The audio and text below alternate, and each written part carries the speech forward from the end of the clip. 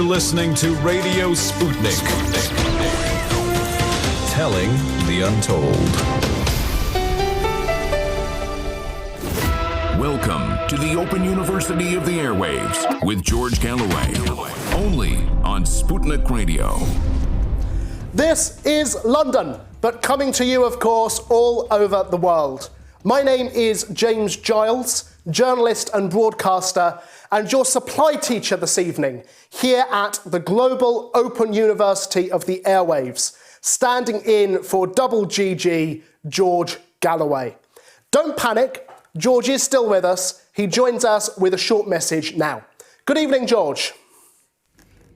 I am so terribly sorry not to be with you this evening for the mother of all talk shows, because it's going to be such a great show, such an important Sunday night just before the American presidential elections, and such powerful and interesting guests in Abby Martin, Professor Wolff, and of course our own Moats medic, Dr. Ranjeet Brar.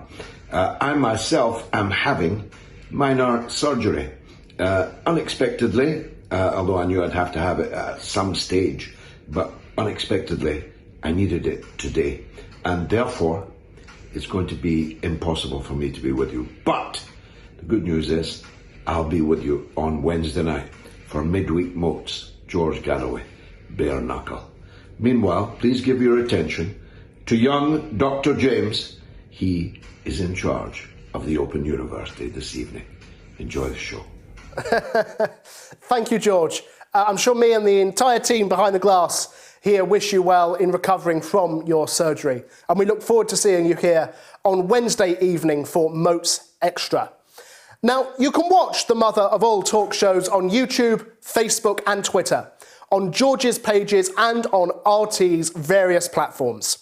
If you're in the Washington, D.C. area of the United States, you can listen in crystal clarity on 105.5 FM or on AM from Burning City to Burning City, right across the United States, from coast to coast.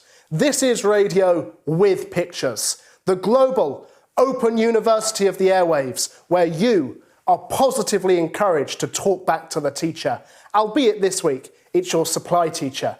We're listened to by over 1 million people every week, and that's a benchmark that we have to keep. So if you're watching this on social media, please click the share button and share this with your friends, with your contacts. Now, what a week it has been.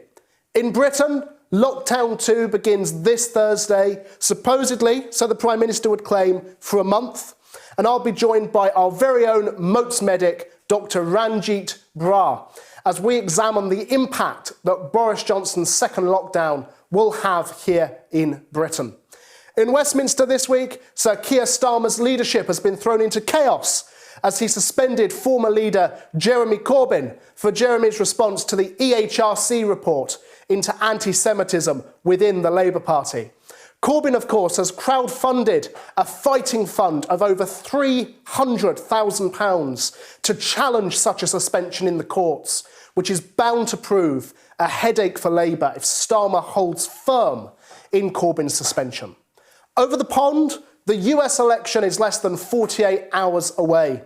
Trump is closing in on Biden. The gold standard Iowa poll in the Des Moines Register today put Trump 7 points ahead of Biden and described Biden as fading away in Iowa. But as record numbers have voted early and voted by post, will Trump's last-minute red wave be enough to get him over the line? Well, we're joined tonight by Dr. Richard Wolff, Abby Martin, Dr. Ranjeet Brar and other guests to discuss all of this and more. But of course, here at the mother of all talk shows, you are actively encouraged to talk back to, in this case, me, the teacher. Do call in. The numbers will be appearing on your screen shortly to ring in. But first of all this evening, we're joined by award-winning journalist, broadcaster and commentator, Patrick Christys, who should be joining me now on the line. Good evening, Patrick. How are you? I'm very well, thank you. How are you? I'm not too bad, thank you, sir. Doing well as a stand-in for George. Patrick, obviously, it's been a really turbulent week not just in Britain, but across the world. It's been a real busy news week. Shall we talk first about the lockdown? It's a bit too little too late, isn't it? Well, it certainly seems that way, doesn't it? I mean, what I thought initially before we get stuck into the nitty-gritty of all this, which is that it's all very well and good saying that, OK, one thing would have been to follow the direct scientific advice, which would have been, as any scientific advice would be, if you're giving your top scientists the remit of how do we save the most amount of lives, that is, in any case, regardless of COVID, to basically put everybody in a lockdown for as long as physically possible. And what Professor Chris Whitty said yesterday, which I thought was interesting and valiant actually, was, look, there is also a few other things at play here, which is also the political elements, the economic elements. However, you're absolutely right. The advice scientifically was for Britain to go back into a full national lockdown at least 3 weeks ago. Now, Boris Johnson rallied against that. I think he will say that he rallied against that because that's fundamentally not the type of human being he is. This is a massive curtailment on people's civil liberties, isn't it? And that's certainly not a very conservative thing to do.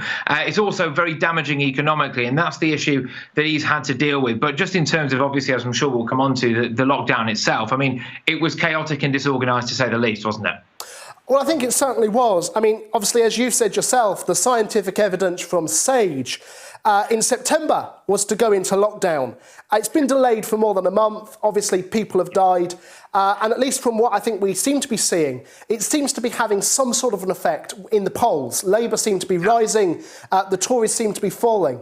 Do you think this will just be a short-term blip for the Johnson administration? Or, is this the beginning of a Starmer rise as sort of a prime minister in waiting kind of figure, which obviously so far he's kind of been unable to break away from the past? Yeah, it's such an interesting situation, isn't it, really, because it's so fast moving. I mean, actually, I must say, I think it's probably the latter, just based on the fact that actually COVID won't be sorted anytime soon. And until it is sorted, I don't see how any incumbent prime minister would be taking a hit in the polls. Firstly, Boris Johnson delayed this announcement last night 4 times, which looks chaotic and disorganised, and that was terrible.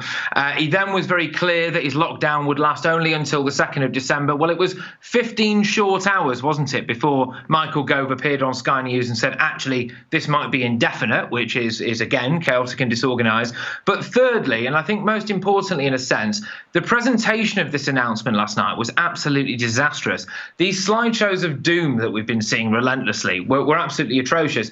There was too much information on any one screen there for anyone to understand. Now, fair play. It's my job as a political journalist to try to be on top of that. I've got to hold my hands up and say I had to pause that briefing a couple of times so that I could see the slides and try to digest it. Now, no disrespect to anybody else whatsoever, of course, but how on earth would the, completely normal man and woman on the street who's watching that be able or be expected to reasonably digest all of that information in one fell swoop and understand it and then be told that's the justification for the reason why we're massively curtailing your civil liberties? I'm sorry, but that's not the way to do politics. It's not the way to do anything, frankly. But there is one big incident here, one big problem that's gone underreported for me, and I think this is going to rear its head, which is that they seem to be saying the way that we would get out of this lockdown is if the R rate drops below 1. Well, because COVID takes a couple of weeks at least to essentially affect you drastically, I suppose, and realistically, maybe 3 weeks, I suppose, before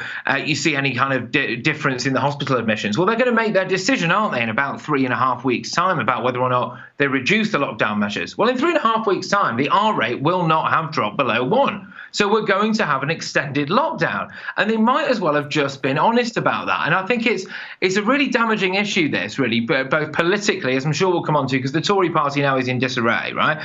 It's damaging politically, but it's damaging in terms of the public trust. And I think there's a huge issue at play here for Boris Johnson now. And it is quite a worrying situation, really, to be governed at the moment, I think. Yeah, absolutely. I mean, you talk about chaos, not only in the Tory party, but also the country. And that, of course, is further compounded by the previous sort of Tory concession to the ever-growing rebellion in the House of Commons with anti-lockdown MPs on the backbenches of the Conservatives. And obviously, this announcement was leaked in the press on Saturday. There was no communication with backbenchers. They are, frankly, fairly and rightly rather angry with Boris Johnson, with Number 10, with the government. Now, obviously, these measures will have to be voted through, debated in Commons and passed. Labour have said, of course, that they'll support it, and so one imagines, therefore, that it will pass. That's despite the Tory revolt underway, which has its ringleaders, including, of course, Sir Graham Brady, Sir Ian Duncan-Smith. I mean, what's your take on the scale of the Tory rebellion? I mean, is this, a rise, Rishi Sunak as the next Tory leader? Is this the starting pistol which spells the end of Boris Johnson's premiership? I mean, what's your take? Look, I think the one thing that can't be underestimated here is the only reason we're actually even getting a vote on this is because Matt Hancock had to promise Tory backbenchers the last time we rolled out a load of quite drastic lockdown measures that the next time, I promise you, you will get a vote on this, because before it was ruled by diktat, right, which is frankly not democratic, okay? And so this is the only reason why we're getting a vote. And now the reason why this vote will get through, okay, maybe 40, well, what I'm hearing anyway, is about 40 Tory MPs will vote against it. So regardless, this will get through, not just because of the support of Labour, but because of the Conservative majority anyway, so fine. But that's a big number, right? And as you've rightly said there are some big hitters there. Sir Graham Brady, chairman of the Backbench 1922 Committee, Sir Ian Duncan-Smith, a former Tory leader, for goodness sake, are dead against this. And what there is, and there are two main issues at play, right? The economic front, and the main one, because every single human being, especially if you become an elected MP, your main issue is self-interest, depressingly so. It is. And that becomes your ability to get re-elected, right? Because otherwise you have to join the dole queue. And now you've got a massive issue economically first, which is that the government has already borrowed more than 208 billion quid over the last 6 months. We've massively extended our debt pile to stand at 2.1 trillion pounds. Furlough alone between April and September cost 40 billion quid. And unemployment before the latest lockdown measures was projected to hit 7.5%, which now you would imagine necessarily would have to rise, okay? So the economic argument and the Rishi Sunak argument you've rightly raised there is a pertinent one. And I think Rishi Sunak is now well placed, also because he's quite dishy, isn't he? And that does work on the doorstep. But secondly, and the main important thing is the electability element of it. The last opinion poll put Labour 3 points ahead of the Tories. I expect that to rise in the coming days. The red wall is this big issue now, because the Tories obviously won that back, or won it for the first time, depending on which way you want to look about it. And now actually all of these MPs that are sitting there in that northern, traditionally Labour heartland are thinking, well, I'm going to be out of a job whenever you have the next general election. And that means that actually from now, not just over COVID, which is going to hang around like a bad smell for a very long time, but over anything else, really, they are going to have their own self-interests at heart, and they're going to be much more susceptible to voting against Boris Johnson going forward. And that is a huge issue for this Prime Minister, and is a huge issue for the democracy of this country as well, frankly. So, yes, it's dangerous times for Boris. It could well be the death knell, depending on how long this lasts, of course. Well, it certainly could, and of course, Boris Johnson previously has criticised Sir Keir Starmer in pretty strong terms, I think, by anyone's standards. Captain Hindsight is a favourite phrase of his, but of course, the biggest captain of the fair ship hindsight appears to be Boris Johnson himself. After saying for weeks on end, there will be no national lockdown, the tier system will work fine. He now, of course, after all these weeks, has given in and said, yes, we will have to have a national lockdown. I mean, a vaccine inevitably at some point, it's looking like, will come to fruition in Britain. But is there any vaccine that you think can save Boris Johnson's political career? Well, the main vaccine that could happen is the fact is that at a next general election, at any general election, the opposition leader at some point has to actually put forward a manifesto.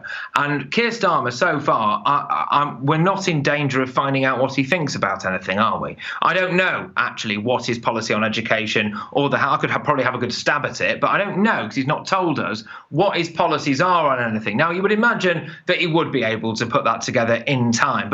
So that would be the way that Boris Johnson could get out of this. If the next election arises and Starmer does a Corbyn and starts promising everybody free broadband and frankly a load of nonsense, then I suppose, yes, Boris Johnson could win the next general election. What Keir Starmer has done, and you raised that point there, is that, for a while I was thinking, does he understand the concept of opposition? You know, he was just turning up. He was like the kind of worker that we all have, that co-worker we all have who turns up and does very little and collects their paycheck at the end of the month. And I was wondering what he was really doing. But he's played quite a shrewd game in the last 10 days, actually, which is he backed Boris Johnson into a corner over lockdown because he knew that Boris was inevitably going to shove us into another lockdown. And he preempted that, didn't he, by calling for it earlier than Boris did. So it now looks like Boris is following Keir's advice, right? He also backed Corbyn into a corner over the anti-Semitism thing. Not to dwell on this, but the fact is he knew that Jeremy Corbyn couldn't wholeheartedly accept the results of that report. And therefore, if he set the boundaries of unless you accept this report wholeheartedly, you've got no place in the Labour Party, what he's done there is create a situation where he can shove Jeremy Corbyn and his cronies to one side and therefore essentially claim complete control of the Labour Party, which is what any leader of any party wants. So Keir Starmer has kind of really got his backside into gear. You know, it's that kind of adage of you wait all day for a bus and then two buses come at once. And that's kind of what Keir Starmer has done. So if he maintains that, then I do think actually Boris is in serious trouble here. But yeah, no, just to answer your question directly, I mean, Boris, this could be... The fact is, it's not just the fact that you're curtailing people's civil liberties, it's the other stuff that's gone around it. You know, the free school meals issue has been massive. When people go into the polls at the next election, whenever that is, there are a few things that people really remember, aren't there? There are landmark things. And even if Boris Johnson delivers a no-deal Brexit, which is something that a lot of these northern heartlands conceivably wanted, they remember the fact that Boris put them into lockdown chaotically. They remember the fact that he didn't want to feed hungry kids over the winter. And actually, you don't get voted back in if you do that kind of stuff.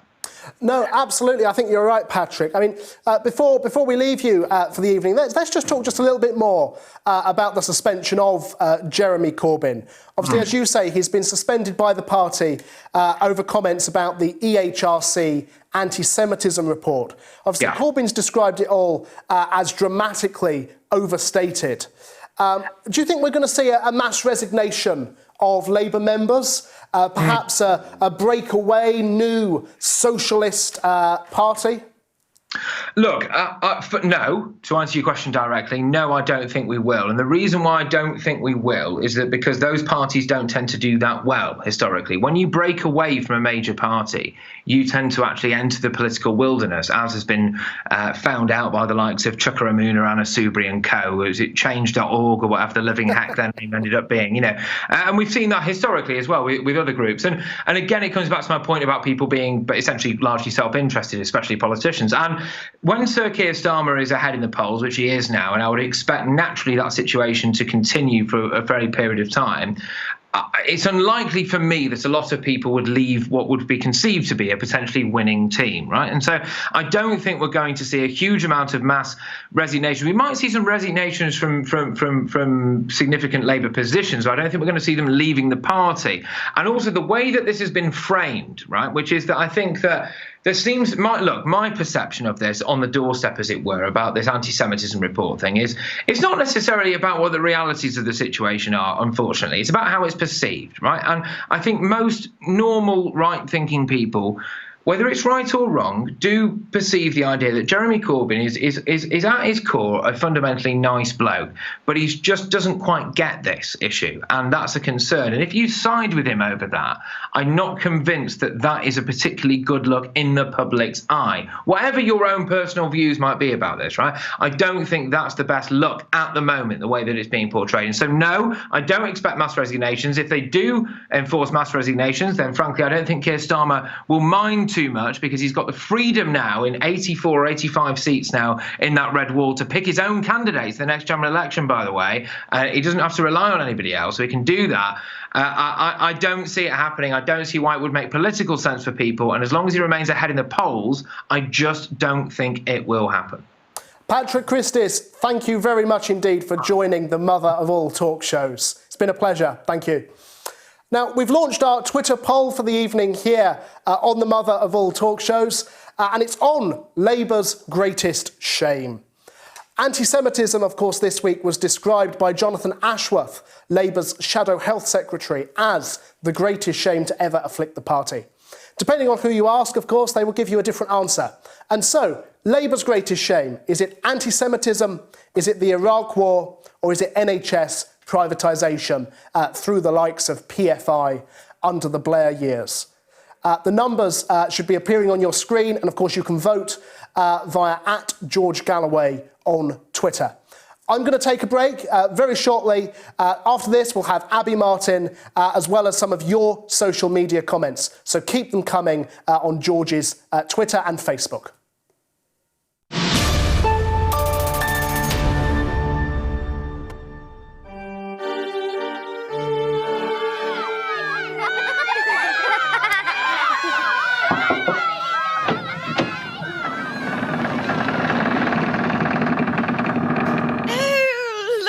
All these happy children makes me sick. Trick or treat! Oh, how scary. Aren't you all precious? What a pretty bunch of children. I'm a witch. I'm a mummy. Yes, and I suppose your mummy is off in a crack den somewhere.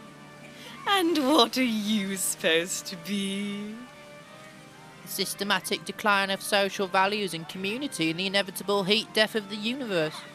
Duh. Right. Well, less of that. Piece of candy between you. Don't go eating it all at once, you ungrateful little maggots. And I better not see you in more of groups of 6.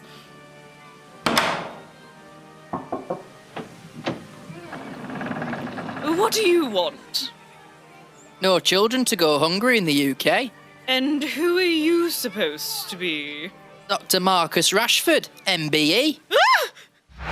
George Galloway and the mother of all talk shows.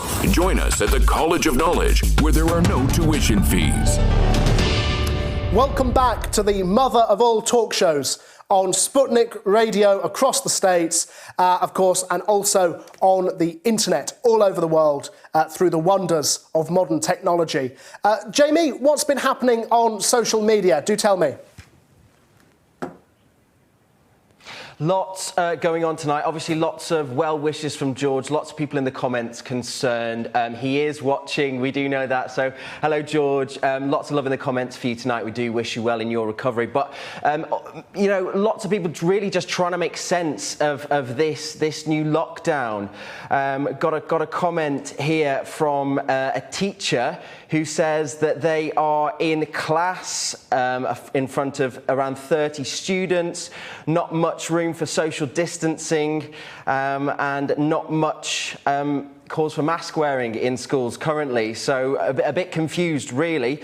Charlie here says the government spent 10 minutes showing us graphs outlining that cases increased rapidly as soon as schools went back, yet proceed to tell us that schools are the safest place to be. I'm thoroughly confused. So lots of confusion about that new national lockdown, which is going to come in to force on Thursday. But if you do have questions, why don't you keep them coming to us tonight, and we'll try and make sense of it for you. James is going to be speaking to lots of very smart people tonight, so hopefully we can answer some questions. Do keep them coming in. The email to onair@moats.tv, tweet to @George Galloway, and I'm going to be keeping an eye on all your social media comments throughout the course of today's programme, so get them in, keep them coming, and let's give James a bit of a big up too. People asking James, where is your hat? Welcoming you to the programme, but wondering why haven't you got anything on the top of your head?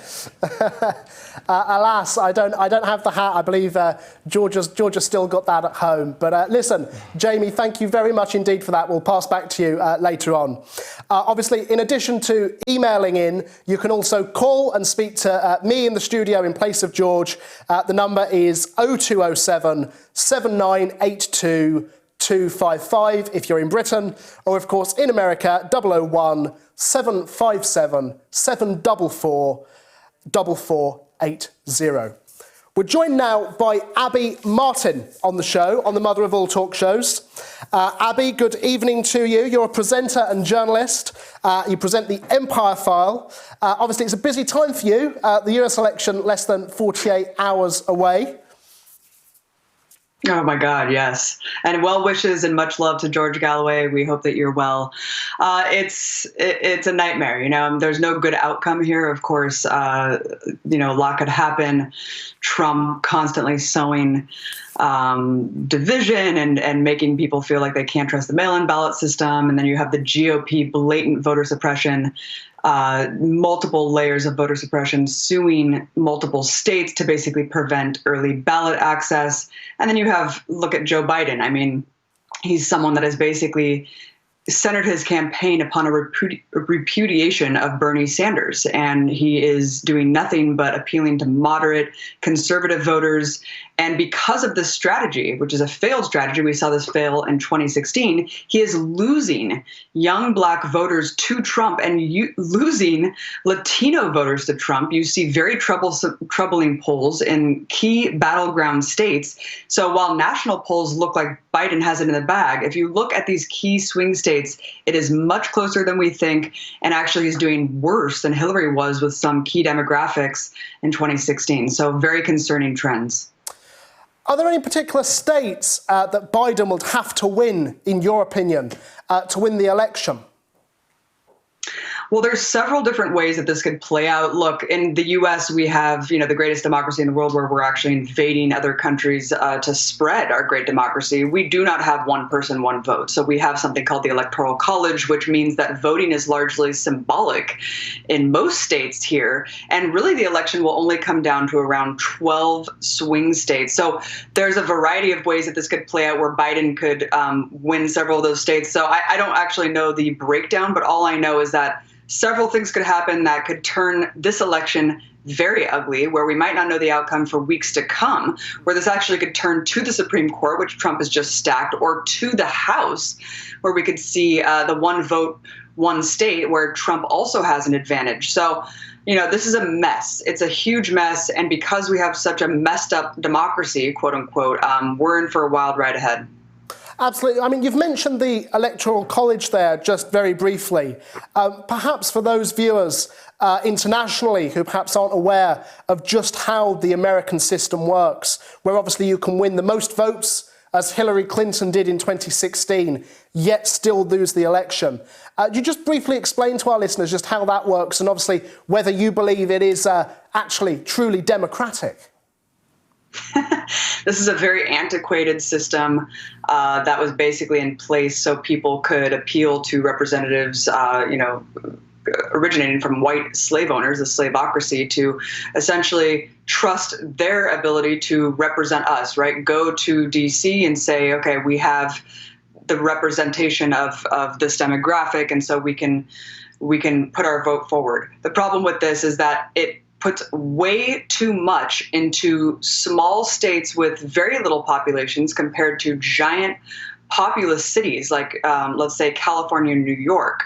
So if you had one vote per person, obviously the Republicans would be sidelined every time. So the Republicans would have a really, really tough time actually winning elections. So over the course of the last couple decades, with voter suppression, with gerrymandering, and with basically maintaining this antiquated, absurd system in the U.S., that we actually need like a constitutional amendment to change. And we would need the majority of the states to actually sign on board to change. And so the majority of the states would have to agree to that. And we know that they won't, because this is going to put them at an enormous disadvantage in every election moving forward, where let's say you have someone in Iowa, their vote is basically worth more than someone living in New York or Los Angeles because of how warped this bizarre system is, where you have 2016, Hillary Clinton won by millions of votes. Joe Biden could actually win by millions more votes than Hillary Clinton actually won in 2016 and still lose by the Electoral College. This is something that completely needs to be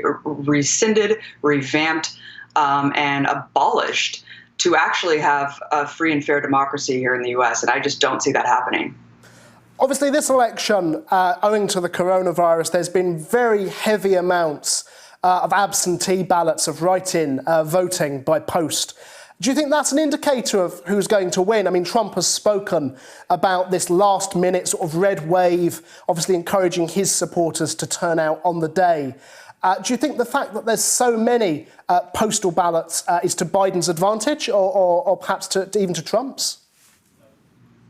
Yeah, so I think this is really hard to tell because of the pandemic, right? So it's really, really impossible to really see if this early wave that we've seen, and which is, by the way, over half of who all voted in 2016. We've seen tens of millions of people come and turn out their vote, more than half of all the people who voted in 2016. So it is an enormous amount of people who have put in early voting. However, I don't know until Election Day. I think that it's going to be really hard to tell if this is an indicator of one way or the other. We do know that the mail-in ballots, because perhaps Biden and his supporters believe in the pandemic, as opposed to Trump and his supporters who are constantly downplaying the pandemic, encouraging people to show up and vote. We see massive rallies being held, door-to-door outreach during a global pandemic that Trump's campaign is carrying out.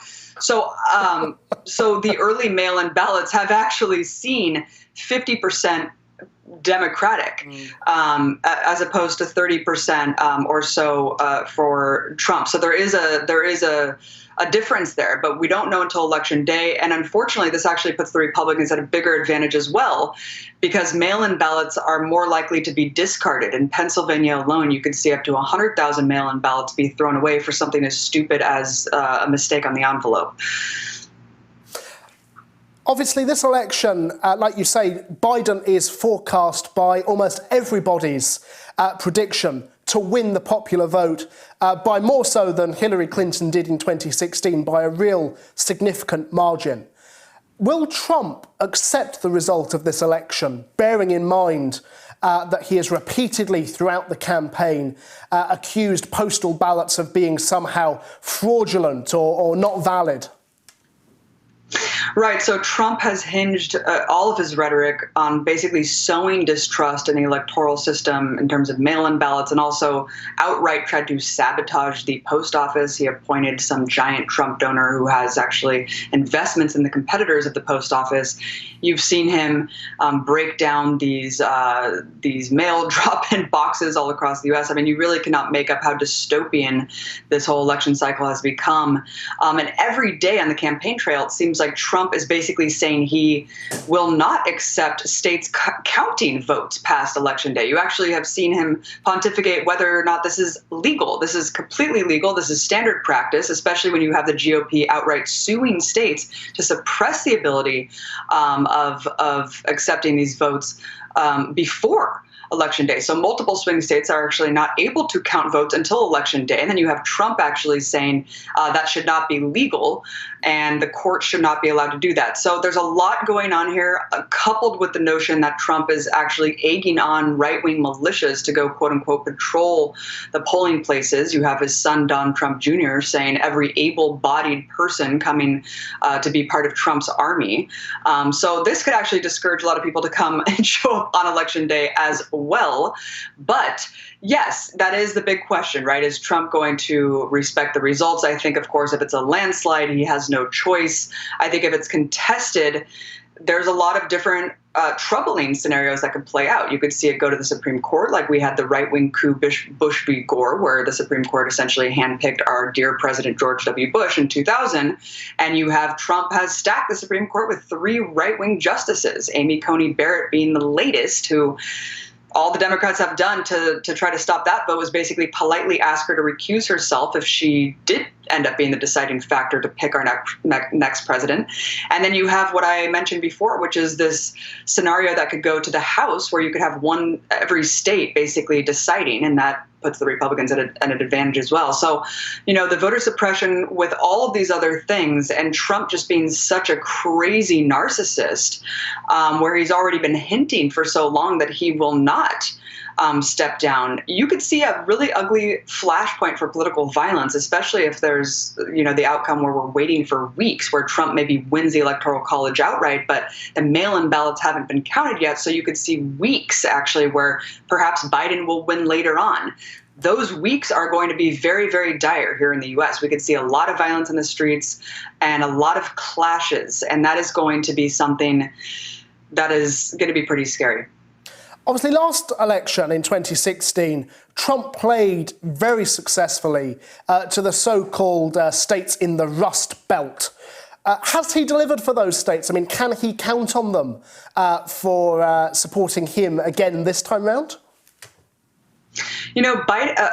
Trump has really kind of lost some flair that he had back in 2016. I think that was in large part because of Steve Bannon being his right-hand man, feeding him a lot of talking points. So you saw him really hammering in on these populist talking points and rhetoric back then, where he was talking about trade. You haven't really seen him hammer Biden on NAFTA, on any sort of trade deals this time around.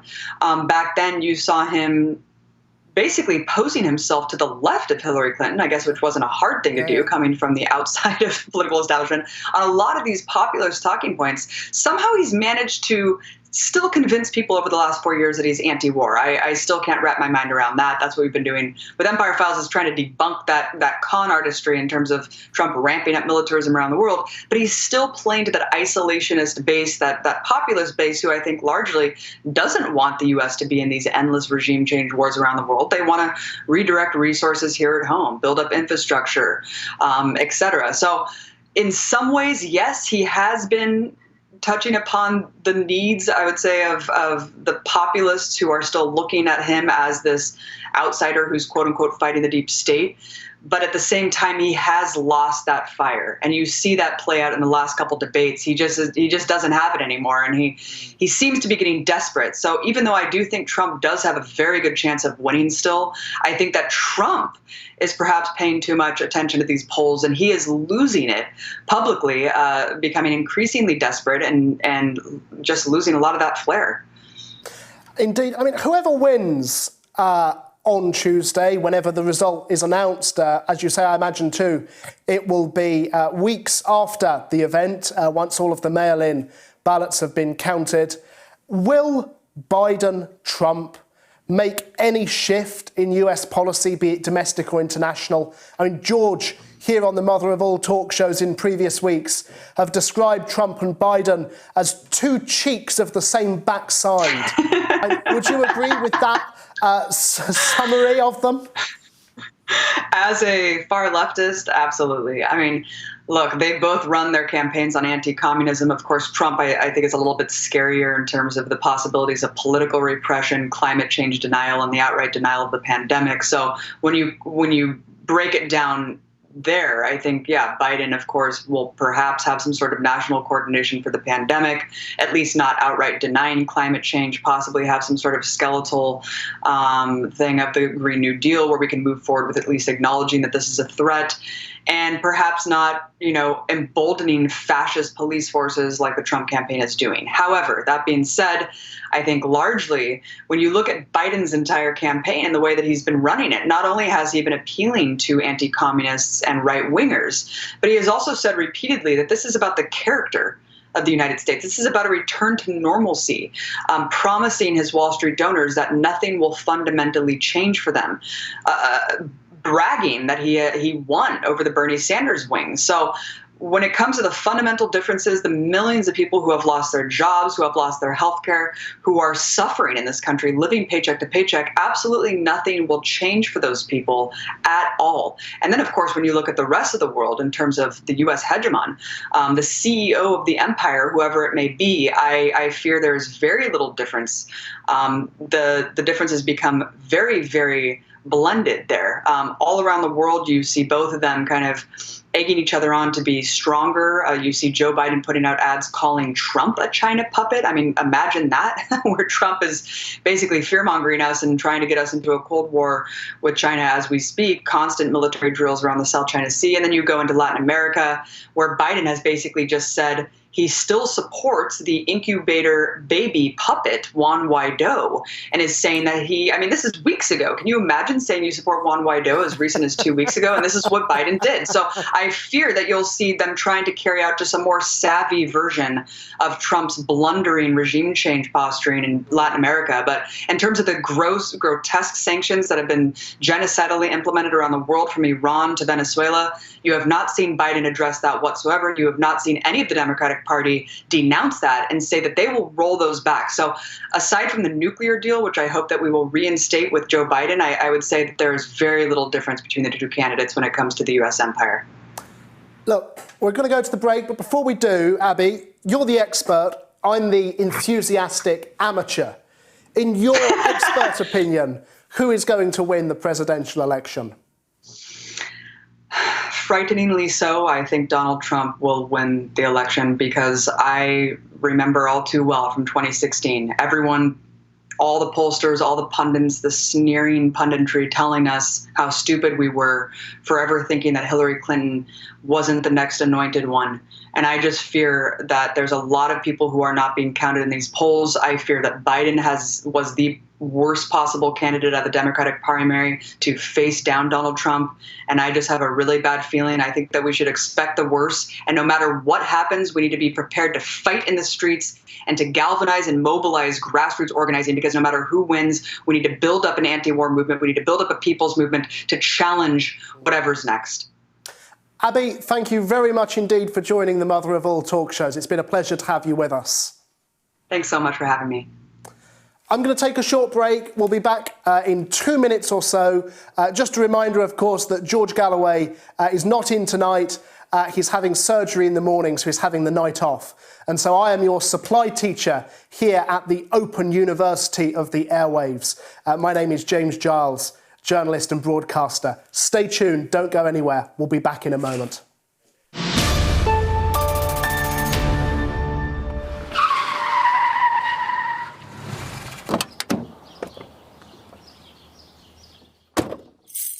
Well, how did I do? I'm sorry, Prime Minister. At no point did you drive on the left-hand side of the road, and instead of driving us forward, you made several U-turns. We haven't gone anywhere. Well, I think you'll find if you turn backwards enough times, eventually you'll go forward. So, did I pass? No, you failed miserably. But my teacher said I'd get much higher grades. Better luck next time. This doesn't happen to people like me. You leave me no choice. I'm sorry, but rules are rules, even for Prime Ministers. What on earth is that? My mutant pet. Dominic Cummings? No. Big algorithm. Get it? Global higher education with one of the world's best-known iconoclasts. The mother of all talk shows with George Galloway.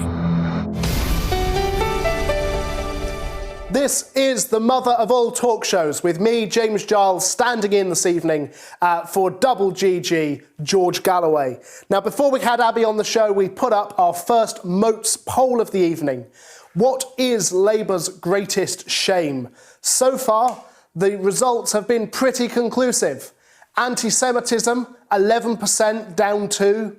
Iraq war, a staggering 75%, that's up 1. And NHS privatisation at 14%, that's also up 1. That poll is still running. You can find it at George Galloway on Twitter.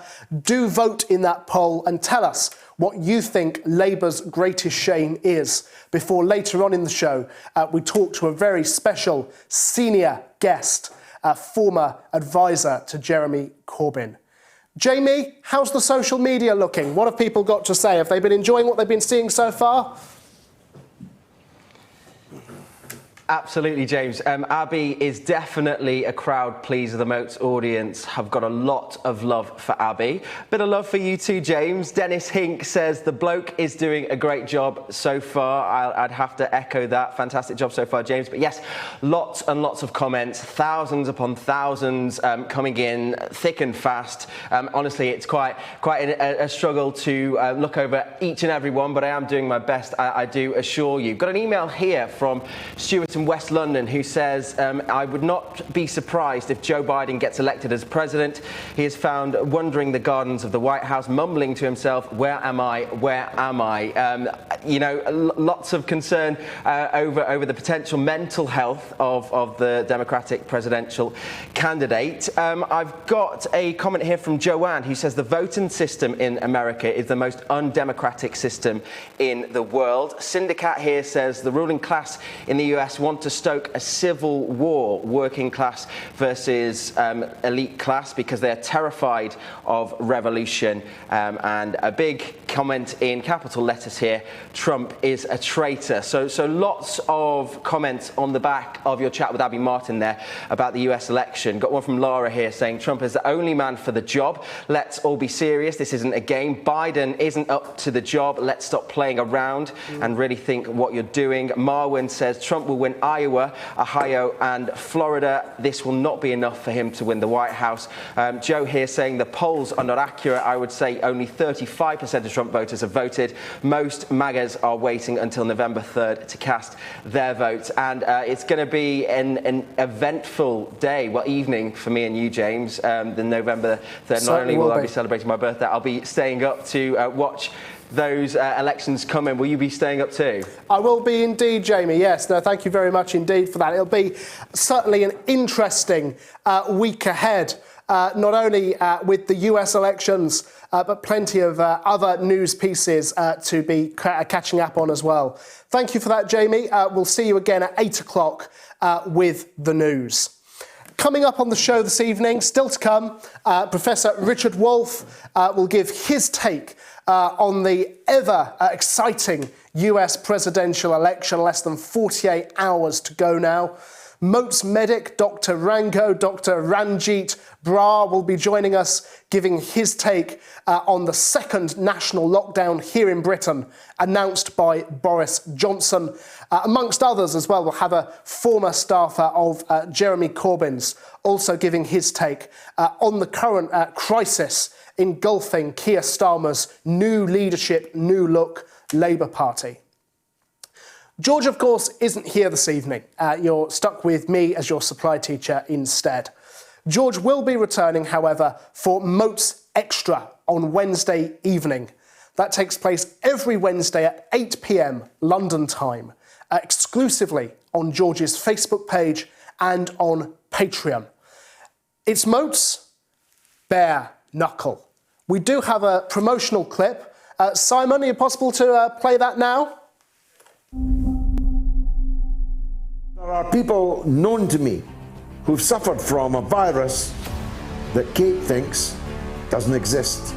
We better hear why she thinks that. I know a paramedic who told me that they're told to put their sirens on and drive around with the sirens on, so it looks like they're busy. They are being told... Who would tell them? That that's quite a serious allegation. Who told ambulances to drive around with their sirens on so that it looks like they are busy?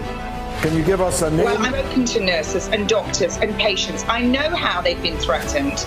I know what's been happening. Threatened? We have a barrister to... Did you say threatened? Please allow me to finish, George. Did you say threatened? I want to be clear. You said threatened. I'm sorry. It makes people break, and this is what's happening. And this is why they're going up. I'm sorry. Can't take any more of Kate Shemirani. A little knowledge is indeed dangerous, and as is the pretense of expertise. And then when questioned, well, look, I'm not an economist. Well, I'm not this and I'm not that. I'm just a simple nurse. Wednesday nights just got a whole lot wilder. How marvellous. And you can watch Moats Extra on a Wednesday, as I say, on George's Facebook Live, on Patreon, patreon.com/George Galloway. And it costs just $1 per show. There's no excuse not to. So we look forward to seeing George again then. The lines are, of course, open. Please do ring in. If you're in Britain, the number is 0207 7982 255, or in the US, 001 757 744 4480. Ian in Hounslow is on the line. Go ahead, Ian.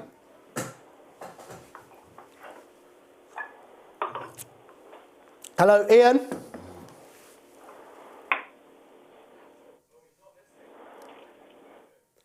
We'll come back to Ian. There appears to be some kind of technical difficulty there. We'll be shortly. Chris is joining us now. Chris, good evening to you. Right. Good evening, Chris. Chris in Hong Kong, how are you? Come on. It appears we have a problem. It appears we have a problem with our phone lines. The joys and wonders of modern technology. Ian and Chris, we will be back in touch with you, as we will with everybody who's called in this evening. It'd be great to hear from you. We heard earlier on this evening from journalist and broadcaster Patrick Christys, who is an award-winning broadcaster here in Britain, regularly found on Sky News, Talk Radio, and he is now involved in a new social media series called How So Then, which you can find on Twitter at How So Then. The first video in the series is all about Charles Dickens. It's narrated by Patrick. Let's take a look.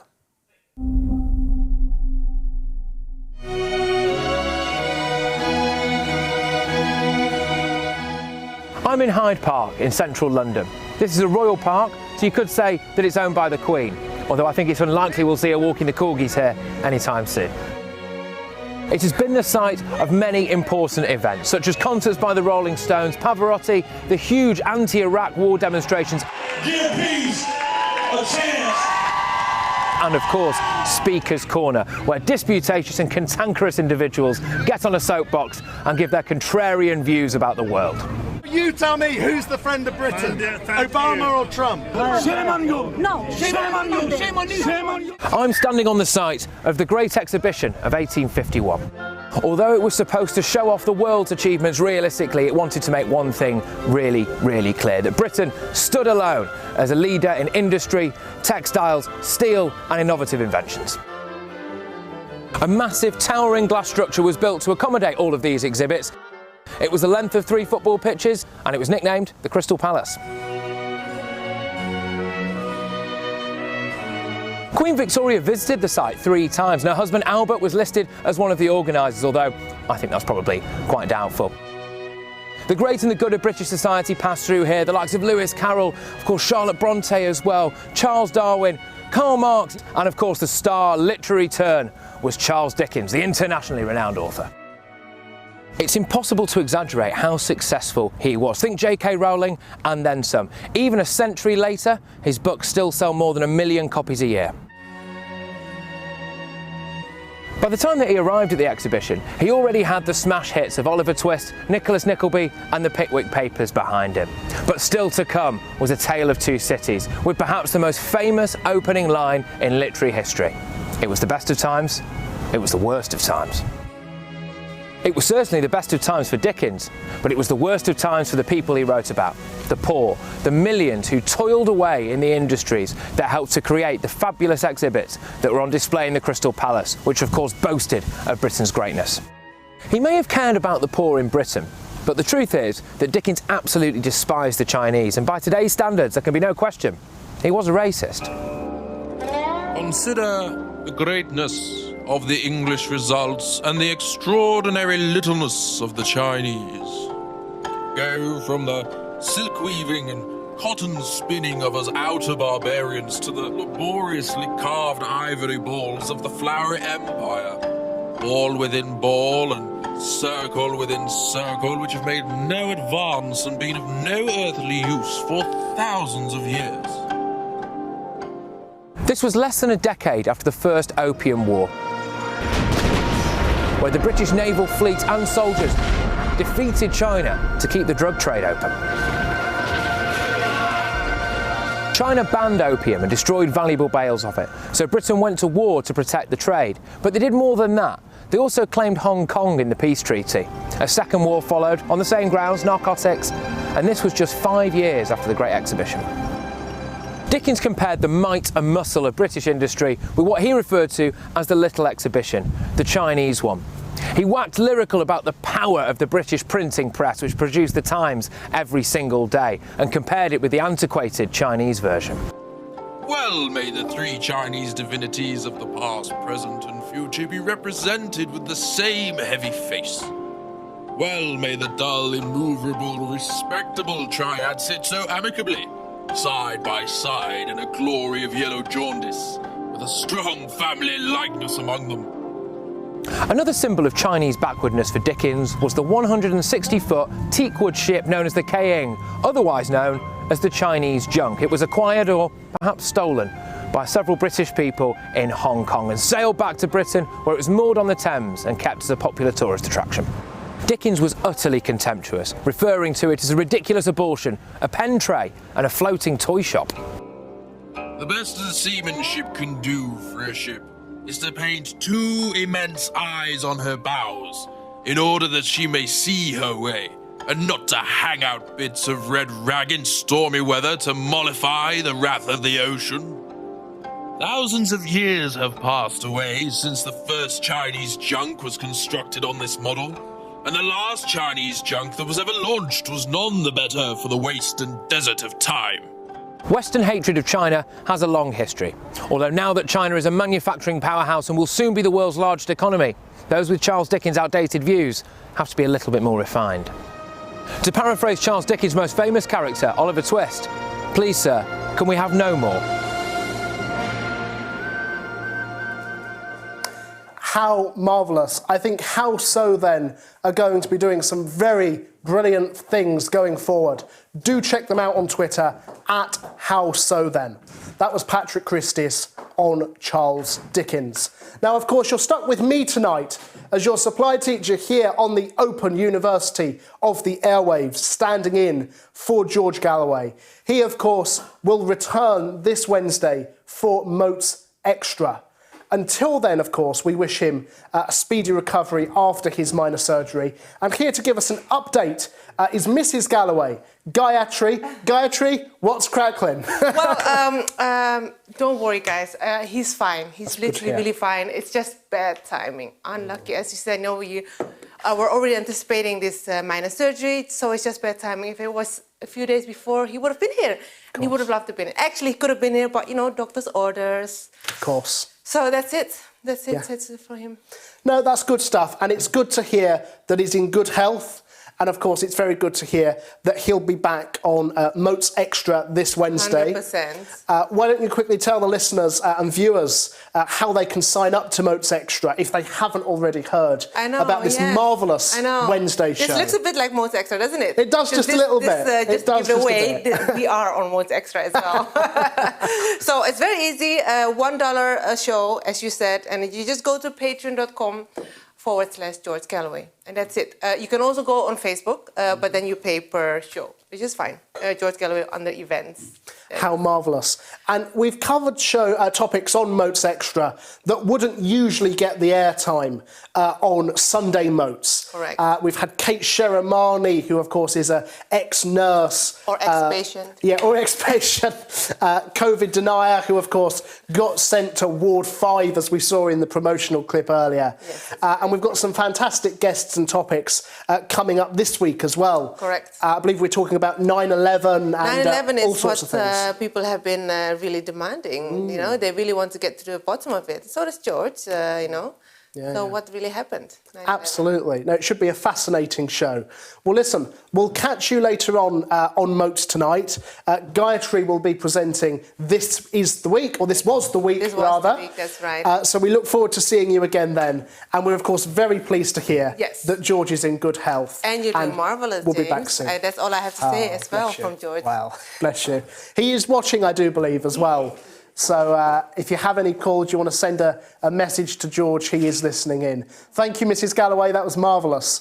Of course, they have just returned also from their trip to Scotland. So Gayatri is doing mighty fine there with her energy levels. I don't know how she does it with her young children as well. It's absolutely brilliant to have her with us.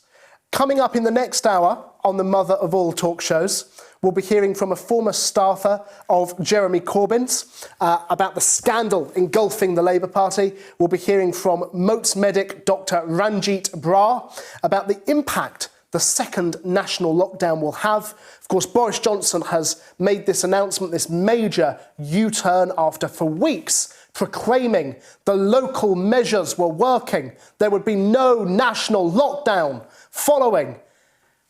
He, of course, called Keir Starmer Captain Hindsight. But surely, on the good ship Hindsight, Boris Johnson has emerged the new great captain. We'll be discussing this and more in the next hour.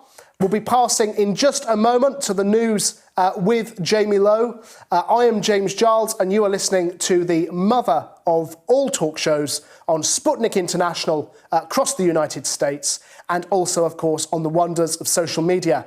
We're on air until 10 p.m. London time, and if you want to talk to me, your supply teacher here this evening, the number is 0207 7982 255, or if you're in the States, 001 757 744 4480. Jamie should be joining us any moment now with the news. The mother of all talk shows. The only education you can get for free. Radio Sputnik. We speak your language. Find us at SputnikNews.com.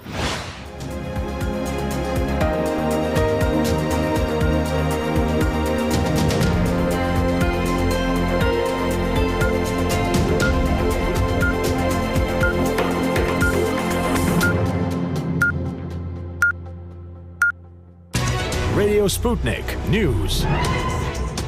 England's month-long lockdown could be extended beyond the 2nd of December if necessary, Cabinet Minister Michael Gove has said. The Tory frontbencher also defended the delay in reintroducing the nationwide restrictions, which had been called by the government's own scientific advisors back in September. He said tougher action was needed now because the situation has been worse than any of us expected, he said, and threatened to overwhelm the NHS. Pubs, bars, restaurants and non-essential retail will close from Thursday for 4 weeks across England, with furlough payments at 80% extended for the duration of the new measures. People will be allowed to exercise and socialise in public spaces outside with their household or one other person, but not indoors or in private gardens, and will be able to travel to work if they cannot work from home.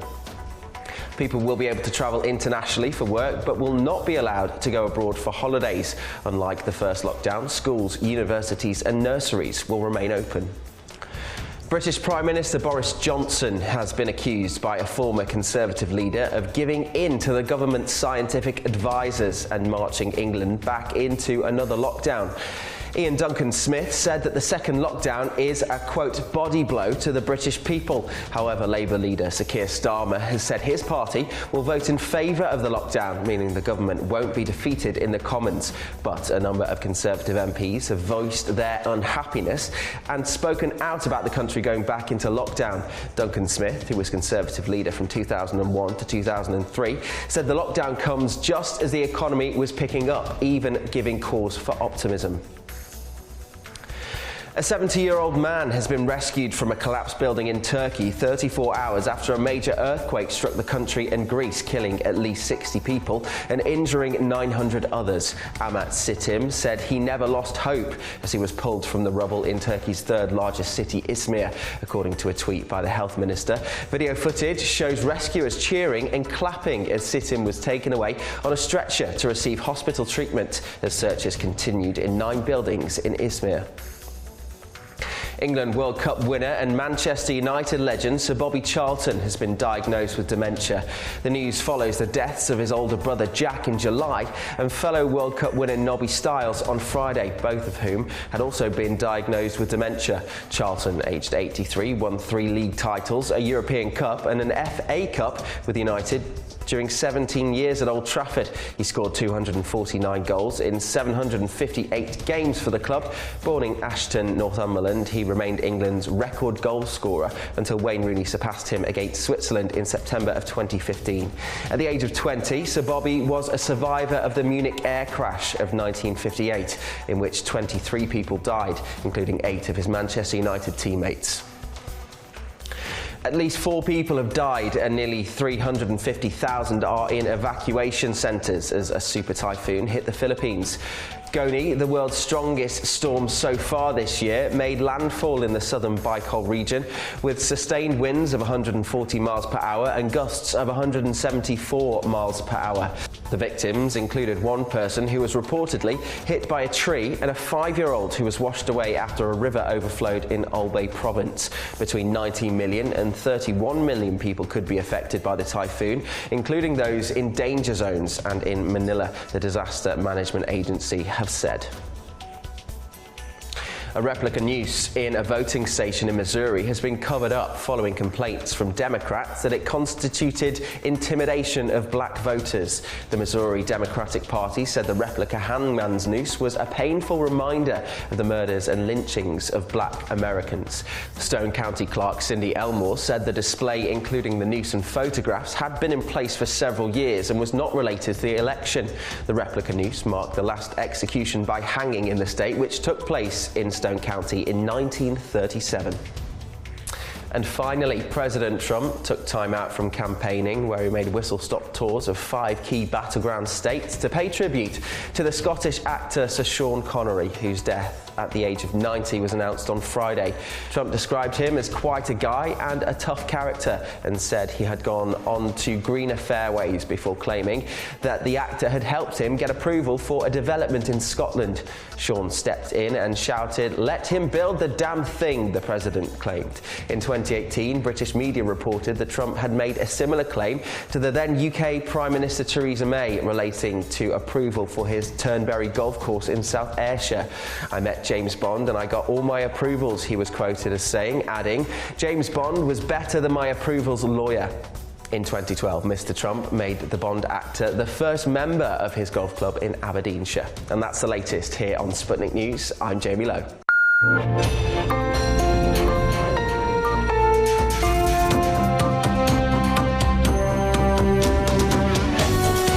You're listening to Radio Sputnik. Telling the untold. Welcome to the Open University of the Airwaves with George Galloway, only on Sputnik Radio. Welcome back to the mother of all talk shows, with me, James Giles, standing in this evening for George Galloway, who will be returning on Wednesday for Moats Extra and next Sunday for Moats. We are joined now by Professor Richard Wolff. Professor Wolff is a professor of economics. He's the author of Understanding Socialism, host of Economic Update, and co-founder of democracyatwork.info. Good morning, Professor. Are you with us? Yes, I am. Thank you. Marvellous. Professor, I'm going to put you on the spot to start off with, if I may. Who will win on Tuesday and why? Well, I'm afraid what's going to win is a declining American economic and political system. Everything is in place either for a contested outcome or for a level of social division and bitterness that no one living today can remember in American politics.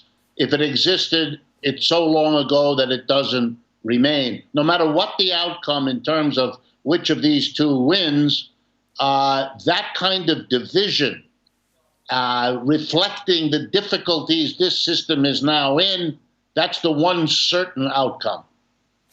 Well, for those of us tuning in who perhaps aren't aware of the Electoral College or how the American system works, because of course it is quite unique compared to many other parts of the world. Perhaps could you enlighten us? The system is, of course, you can win the most votes but lose the election. How does that happen? Is it democratic? It's very undemocratic. It's very different from what you have in most European countries.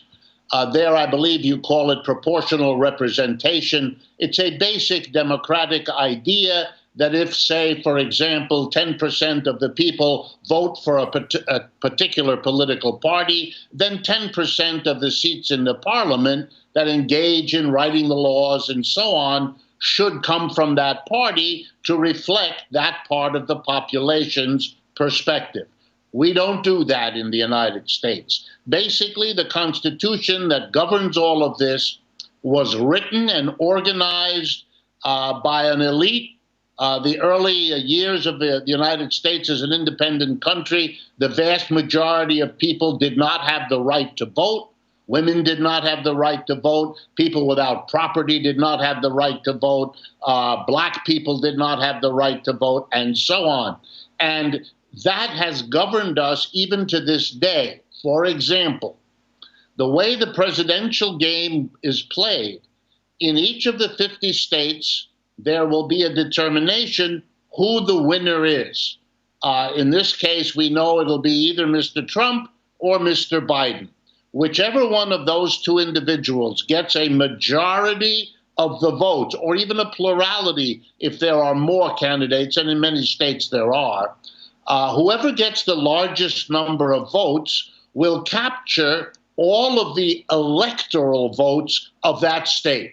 The loser, even if the loser gets 49.9% of the vote, will get absolutely no electoral votes. And the number of electoral votes depends on your population and the number of seats in the Senate and the House that your state has. So California and New York, for example, have many electoral votes. Wyoming and Mississippi have relatively few.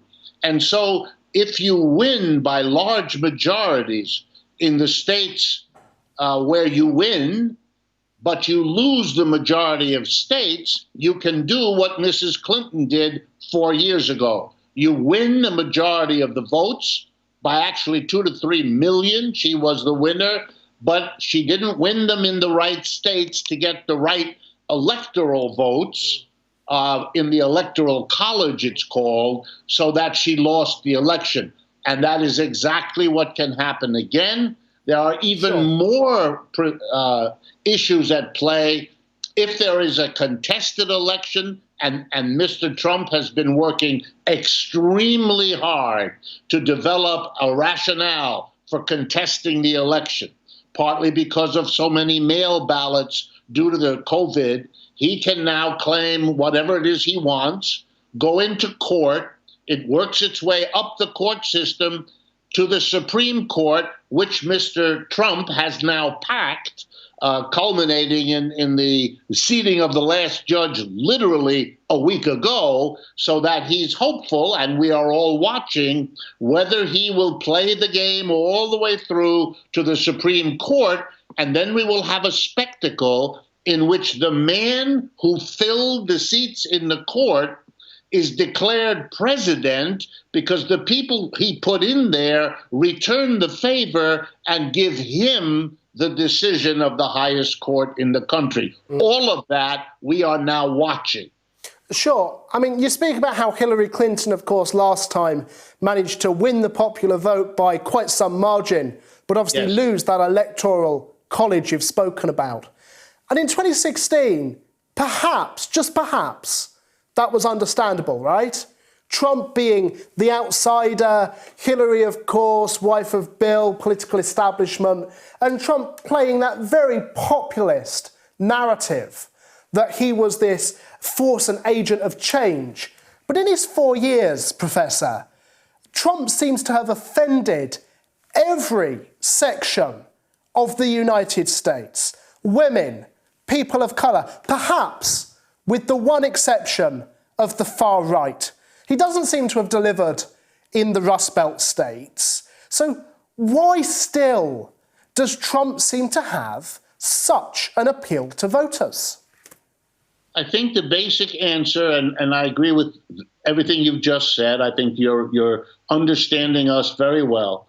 The only thing I would add is that anger at the establishment remains strong. And Mr. Biden, as the vice president under Obama, and as obviously the choice of the establishment governing the Democratic Party, has to carry that burden. And that's what it is, on his shoulders. You know, when he gets up, Mr. Biden now, and says, vote for me because I'm not crazy the way Mr. Trump is, and I don't provoke the way Mr. Trump does, I will get us back to normal.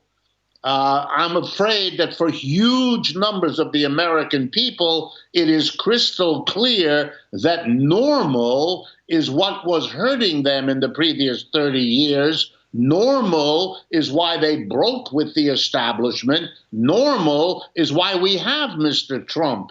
And I'm mystified, frankly, why the establishment is so tone deaf that they don't understand that they could have walked into this election unbeatable because of all that has gone wrong with Mr. Trump, but they chose to ride the horse that we are the establishment. We will bring us back to what we had before, when there's virtually no one in the country who wants that. I mean, but surely, Professor, I mean, they may have gotten away with it if they'd have chosen someone with personality, charisma. You know, I mean, Mayor Pete Buttigieg, for instance, you know, is this young, although very much establishment-based figure that could at least claim to be a fresh voice or something. I mean, Biden, for all intents and purposes, if I was being kind, I would say he had a staggering problem. If I was being unkind, I'd say he was showing all of the symptoms of someone who frankly has dementia. You know, be it standing up saying, I am Joe Biden's husband, I've been in the Senate for 180 years, I'm Kamala Harris's running mate. I mean, am I making an unfair assessment here?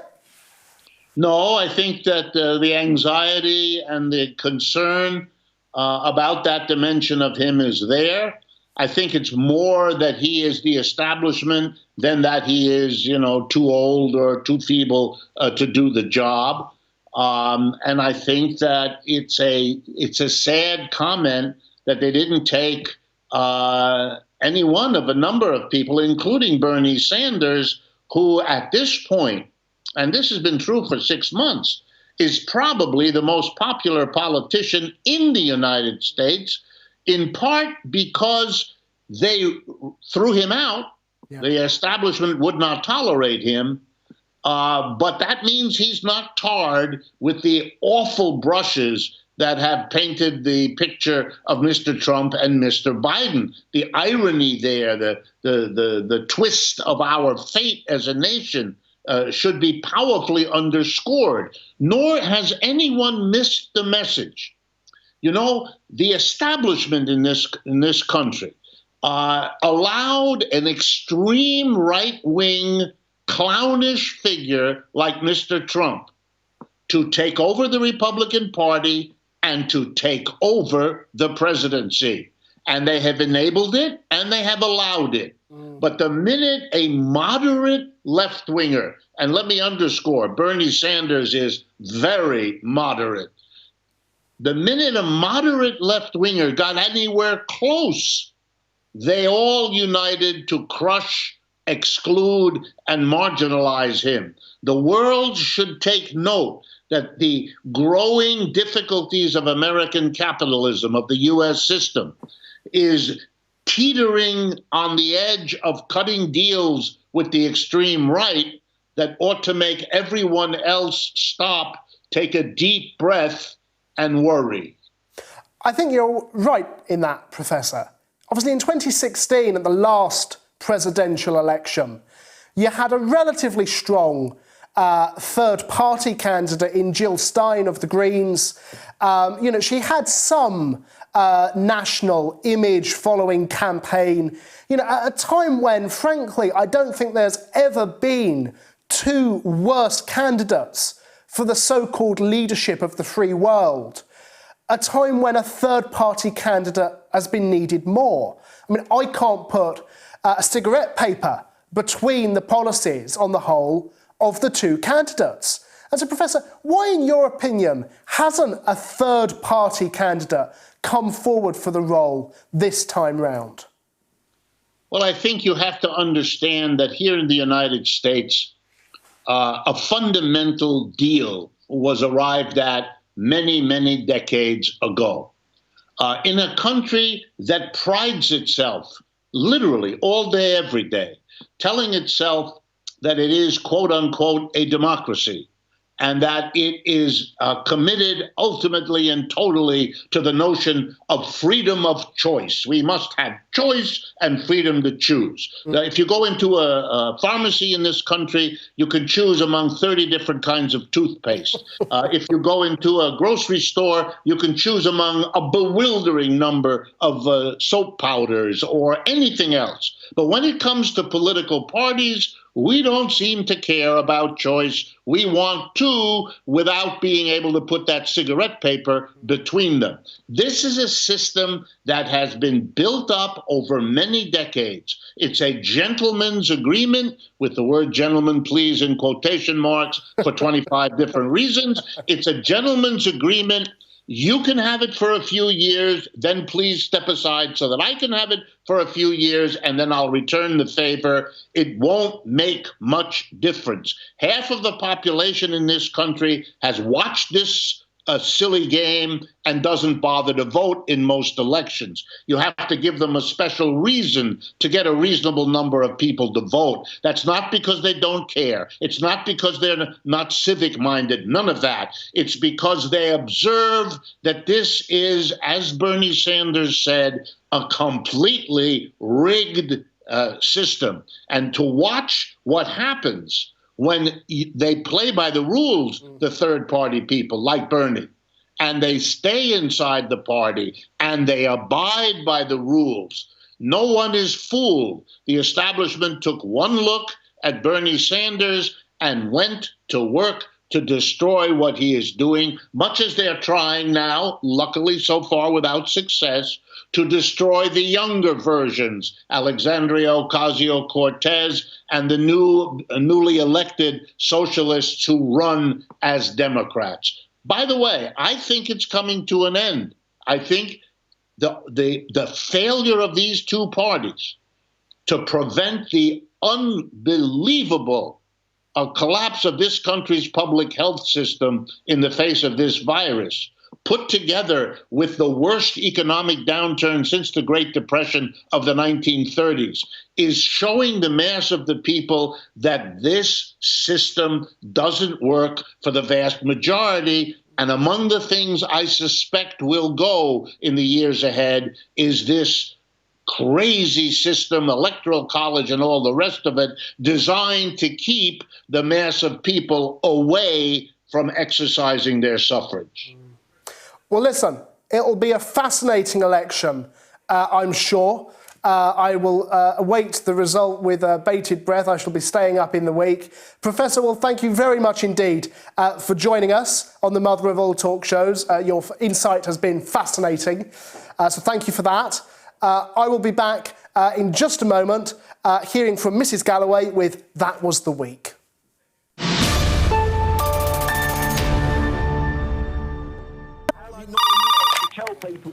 Hello, mother of all talk shows. Hello. Yes? Who is this? Who are you trying to reach? What number is this? What number are you trying to reach? I don't know. Well, I think you have the wrong number. Do I? You do. Take it easy. Hi, mother of all talk shows. Why don't you want to talk to me? Who is this? If you tell me your name, I'll tell you mine. I don't think so. What's that noise? That's one of our jingles. We're in an ad break. Really? Look, you're being a nightmare. What do you want to talk about? What's your worst nightmare? Currently, you? Come on. What's your worst nightmare? Well, the planet's on fire, the economy's ruined, social decency is dead, the north of England might as well be Europe, and I've just been declined universal credit. Hello? George Galloway and the mother of all talk shows. Join us at the College of Knowledge, where there are no tuition fees. This is the mother of all talk shows with me, James Giles, standing in for George Galloway. But we're not without a Galloway in the studio at the moment. I'm joined by Mrs. Galloway, Gayatri, here to present This Is the Week. Thank you, Gayatri. Thank you, James. You're doing so well. Bless you. Right, so this is the part where usually George looks back at all the big events of this week. And to start off with, this was the day in 1970 when a fire at a nightclub in France killed 142 people, most of them teenagers. The club, a mile from the town of Saint-Laurent-du-Pont, near Grenoble, was packed with revelers when the fire started at around 1:45 local time, and the final death toll was 146. It emerged the nightclub, built 7 months previously, had never been inspected to see if it met fire safety regulations. How terrible. Sounds familiar? Indeed. Only too familiar, sadly. This was also the week when, in 1986, a US hostage was freed in Beirut. David Jacobson, an American, had been held by Muslim extremists and was released after 17 months in captivity. And in 1995, the former South African Defense Minister, General Magnus Malan, was charged with murder. Malan was arrested with 10 other former senior military officers. They were charged with murdering 13 black people in 1987 as part of a conspiracy to create war between the African National Congress and the Zulu Inkatha Freedom Party. Eventually, the number charged rose to 20. All were acquitted after a trial in 1996. Then the general election in 1988 in Israel took place this week as well. It returned with a hung parliament with just 1 seat separating the main right and left-wing party in the Knesset. Yeah. Despite nearly 2 weeks of negotiations, deep divisions within the ultra-Orthodox parties dashed Yitzhak Shamir's hopes of forming a government without Labour. By the end of the month, another national unity government had been formed, with Likud at the head and Labour occupying key cabinet positions. In 1990, the coalition government lost a no-confidence vote. On the 3rd of November in 1957, this week, the Soviet Union launched the first ever living creature into the cosmos. Really? Wow. Do you know who it was? It was the dog called Laika. And this was before the rise of the animal liberation movement, seriously. Laika did not survive. It's funny because a few years ago we went to an exhibition of the cosmonauts, and we bought one of these Laika souvenirs. So Laika with its suit is still living in our household. How lovely. Then Lyndon Baines Johnson, better known as LBJ, was elected president of the US in 1964, defeating hardline Republican Senator Barry Goldwater of Arizona by an overwhelming majority. In 1975, North Sea oil began to flow into Britain when the Queen formally turned the wheel on the operation of the UK's first oil pipeline at a ceremony in Scotland. So the 130-mile pipeline from Cruden Bay to Grangemouth was built by British Petroleum. This is also traditionally, of course, the election week in the US, and in 2004, George W. Bush won a second term as President of the United States, beating his Democratic rival, John Kerry, by a very comfortable margin, of course. And the final result was 286 Electoral College for Bush, while John Kerry won 252. Now, dialing back a few decades to 1956, this was the week when Soviet Air Force bombed part of the Hungarian capital, Budapest. And Russian troops poured into the city in a massive dawn offensive. The Soviet invasion was a response to the national uprising led by the Prime Minister Imre Nagy, who had promised the Hungarian people independence and political freedom.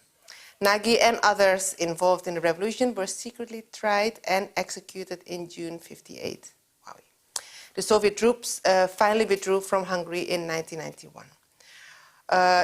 Of course, continuing on the US elections, in 1980, the former Hollywood actor and Republican governor of California, Ronald Reagan, was elected as the president of the US state, defeating the incumbent Jimmy Carter. The final results showed Reagan won 489 and the Democrats 49. It was a landslide that year. Absolute landslide. So, also this week was the Israeli minister Yitzhak Rabin, who was assassinated in '95. He was shot 3 times at close range in the stomach and chest by a far-right assailant as he left a peaceful rally in Tel Aviv. How sad. He was taken into the hospital where he later died. Back to the USA, where in 1952, General Dwight Eisenhower swept to victory in the American presidential election with the largest then number of popular votes ever recorded for a presidential candidate.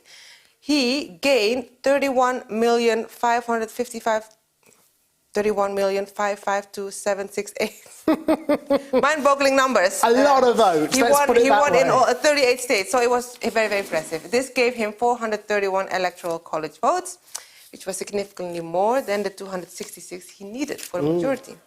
Also, going to the south of Americas, Nicaragua's ruling Sandinista front claimed a decisive victory in '84 in the country's first election since the revolution 5 years earlier. And within the hours of count beginning, the leader of the country's left-wing junta, Daniel Ortega, said he had gained nearly 70% of the vote in the election. In spite of the Sandinista victory being declared fair, the US, unsurprisingly, continued to oppose and actively undermine the left-wing Nicaraguan government. Up to date. In 1991, this is a subject close to us, and if George was here, he would go further into it. The body of the millionaire newspaper and publisher Robert Maxwell was found in the sea off the coast of Tenerife. He drowned after he fell or was pushed off his yacht, the Lady Ghislaine, named after his daughter, of course, now a prisoner in the US. Of course. It emerged that the Mirror Group's debts vastly outweighed its assets, and $440 million was missing from the company's pension fund. And that's not pocket money, that. And in 1996, after an 8-month trial, his sons Kevin and Ian Maxwell and another man, Larry Trachtenberg, were cleared of conspiracy to defraud the Mirror Group pensioners. Of course, back to the presidential election in the US, in 1996, Bill Clinton, the comeback kid, was basking in a resounding victory over Republican Bob Dole and the prospect of 4 more years. I've never even heard of Bob Dole. That's how resounding his comeback was. Dole says Bob Dole should have won. He was the first Democratic president in the US history to be re-elected since Roosevelt, taking 49.2% of the popular vote. During the 8 years of Clinton's presidency, the economy expanded by 50% in real terms.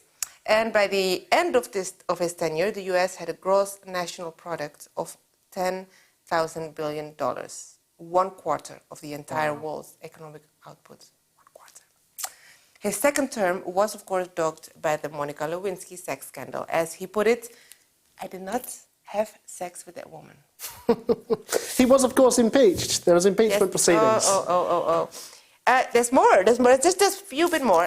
In 1987, 45 oil workers were killed after a Chinook helicopter carrying the workers from an old rig plunged into the North Sea off the coast of Scotland. 47 people were on board the helicopter, which was a 130-mile flight from the Brent Field, northeast of Shetland. 2 were rescued. The cause of the accident was subsequently found to be a gearbox failure. Back again to the US election week in '56, Dwight Eisenhower, yes, him again, he was returned to the White House with the biggest share of votes for 100 years. And in 1972, President Nixon, a.k.a.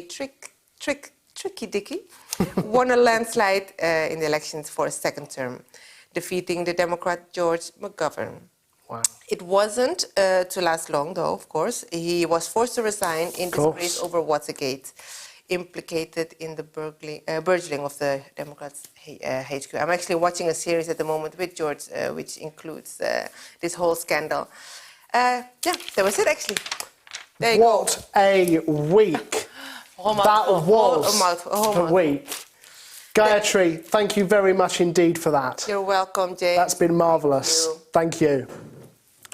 We're joined now by a good friend of mine, in fact, Dr. Phil Bevin.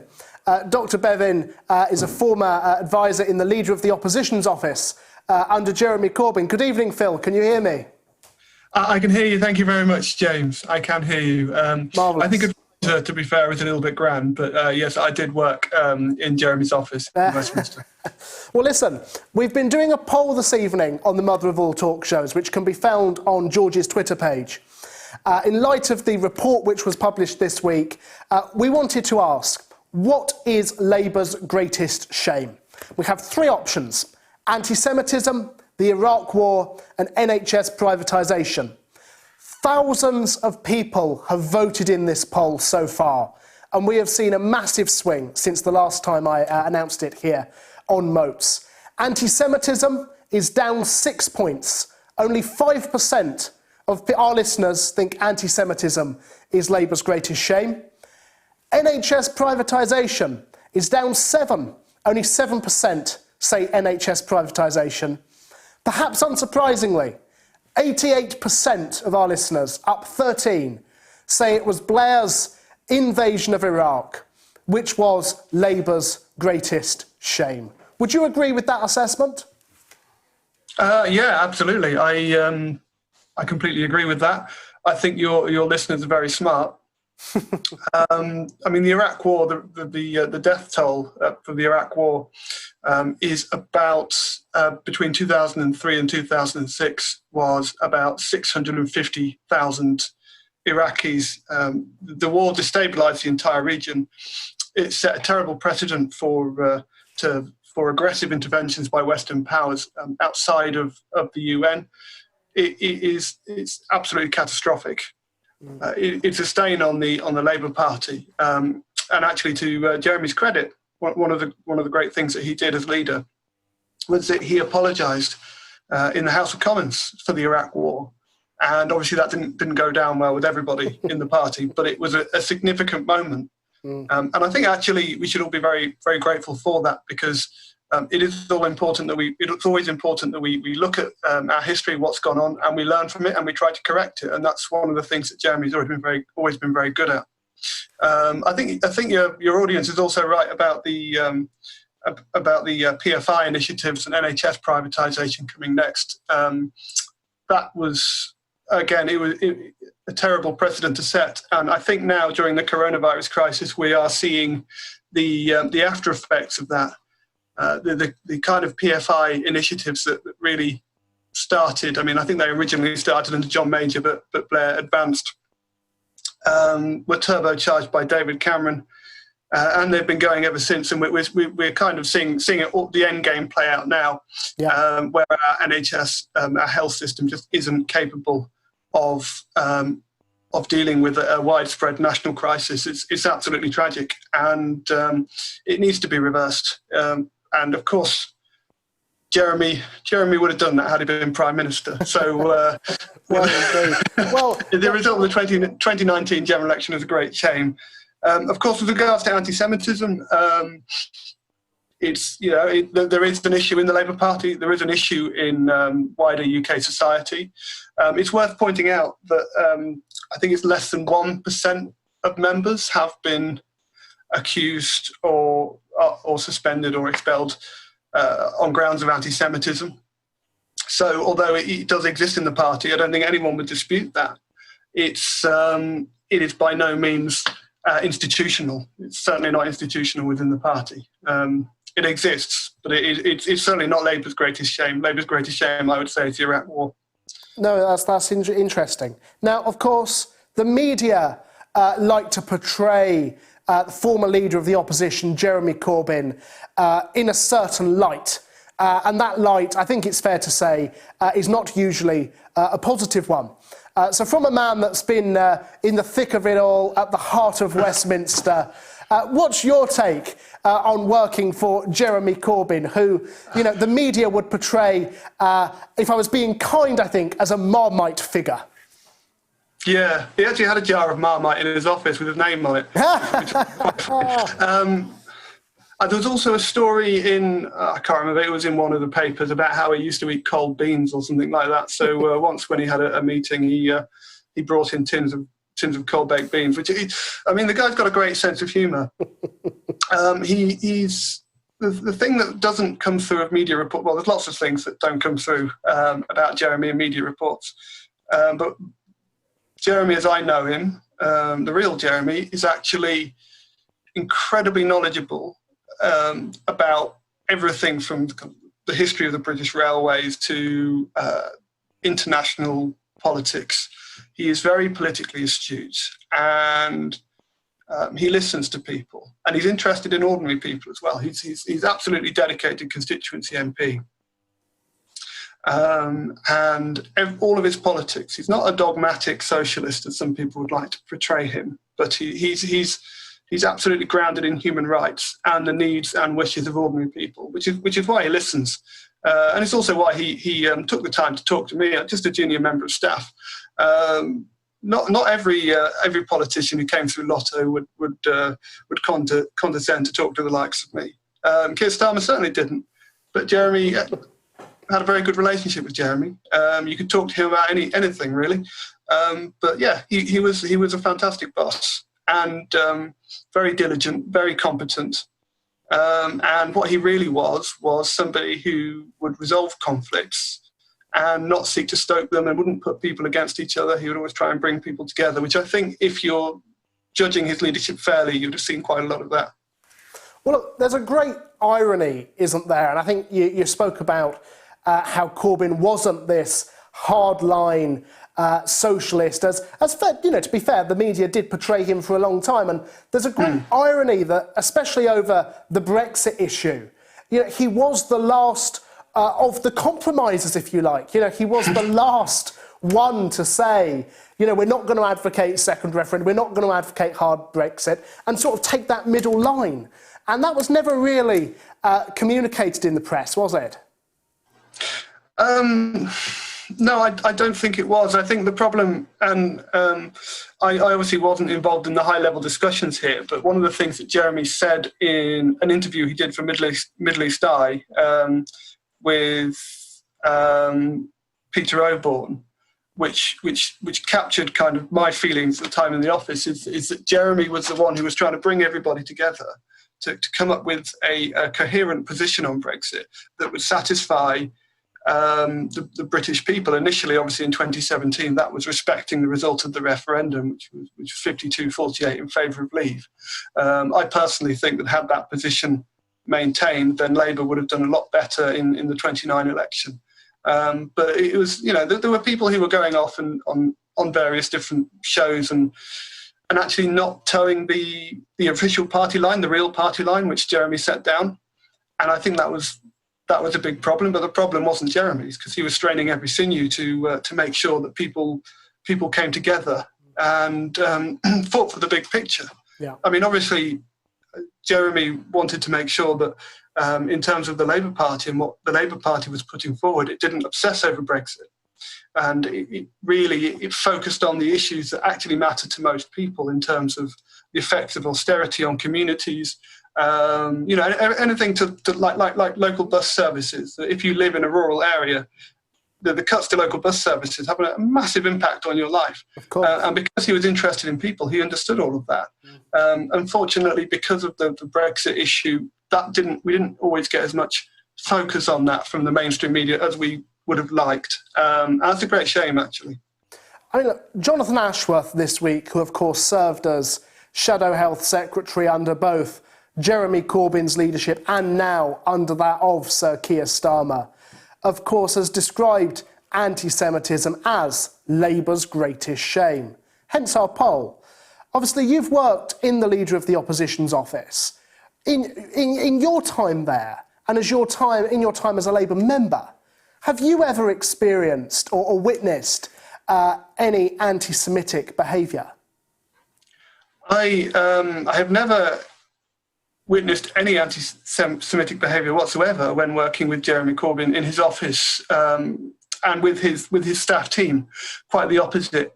My impression, and it's not just my impression, my experience, my direct experience of being in meetings where they're talking about the subject, is genuine concern for the well-being and indeed the feelings of Jewish communities across the UK.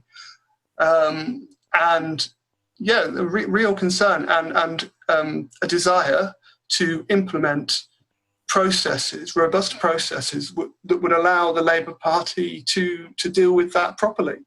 There was at no point was there any suggestion that Jeremy, Carrie Murphy, or anybody on the staff team was suggesting that anti-Semitism within the Labour Party was something to be taken lightly. Quite the opposite, in fact.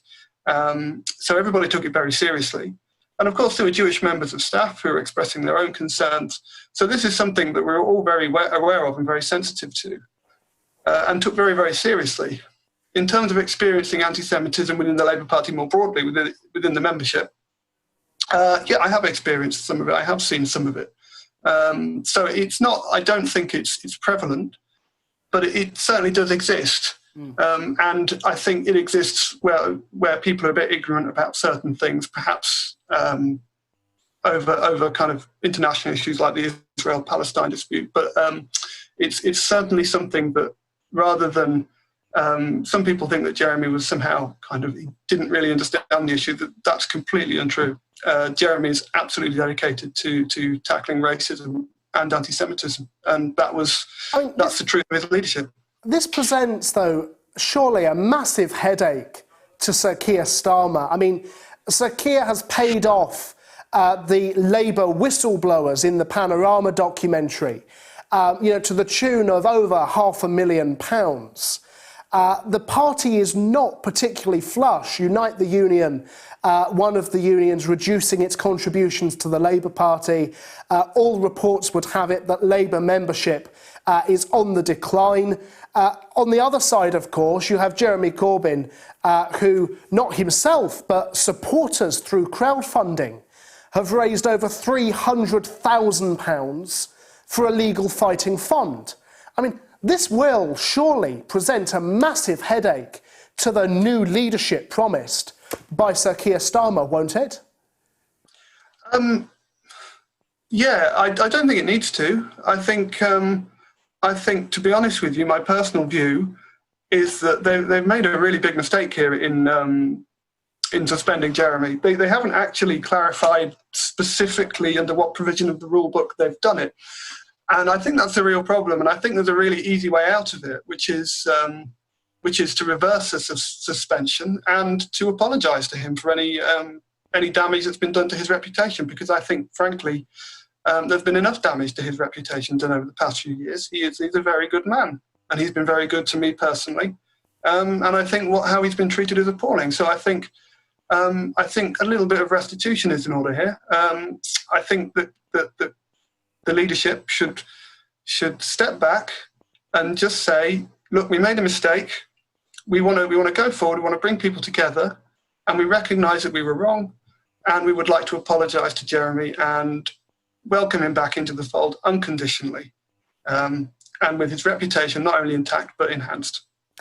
I mean, from the description you've given me of your time working for Jeremy, it sounds like the sort of thing that Jeremy might just agree to if it was offered to him. I mean, you've painted a picture of Jeremy as as we've said, the last of the compromisers, but also as a relatively decent chap, I think. It certainly seems a reasonable offer, doesn't it? Sir Keir Starmer, if you're listening, take note, is what I would say to that. I can't speak for Jeremy. I don't know what he's thinking about things at the moment at all. I just speak for for myself and what I think seems reasonable and what I think seems fair. And I actually, just from a personal point of view, I'd also like to say that I'm really disappointed doesn't quite cut it, but astounded now that we're in the middle of a national crisis, a national health crisis, and the current leadership has decided to prioritise attacking Jeremy for reasons that to all of us seem remarkably unclear. I don't see why they've done it. Why aren't they attacking the Conservatives? Why aren't they holding them to account over this catastrophe? Absolutely. No, listen, Dr. Bevin, thank you very much indeed for your time. It's been incredibly useful. Thank you for coming on the Mother of All talk shows. It's been marvellous. No problem. Yeah, thank you, James. We move over to the lines now. The phones are working again, I'm pleased to say. Keep your social media comments coming in on air at moats.tv, George Galloway on Twitter, Facebook, and Moats on Facebook and Twitter. And of course, you can phone in. The number, if you're in Britain, is 0207 798 2255. Or if you're in the States, 001 757 744 4480. Ian in Hounslow is now finally on the line. Go ahead, Ian. Good evening, James. Good evening. Best wishes to George, by the way. Absolutely.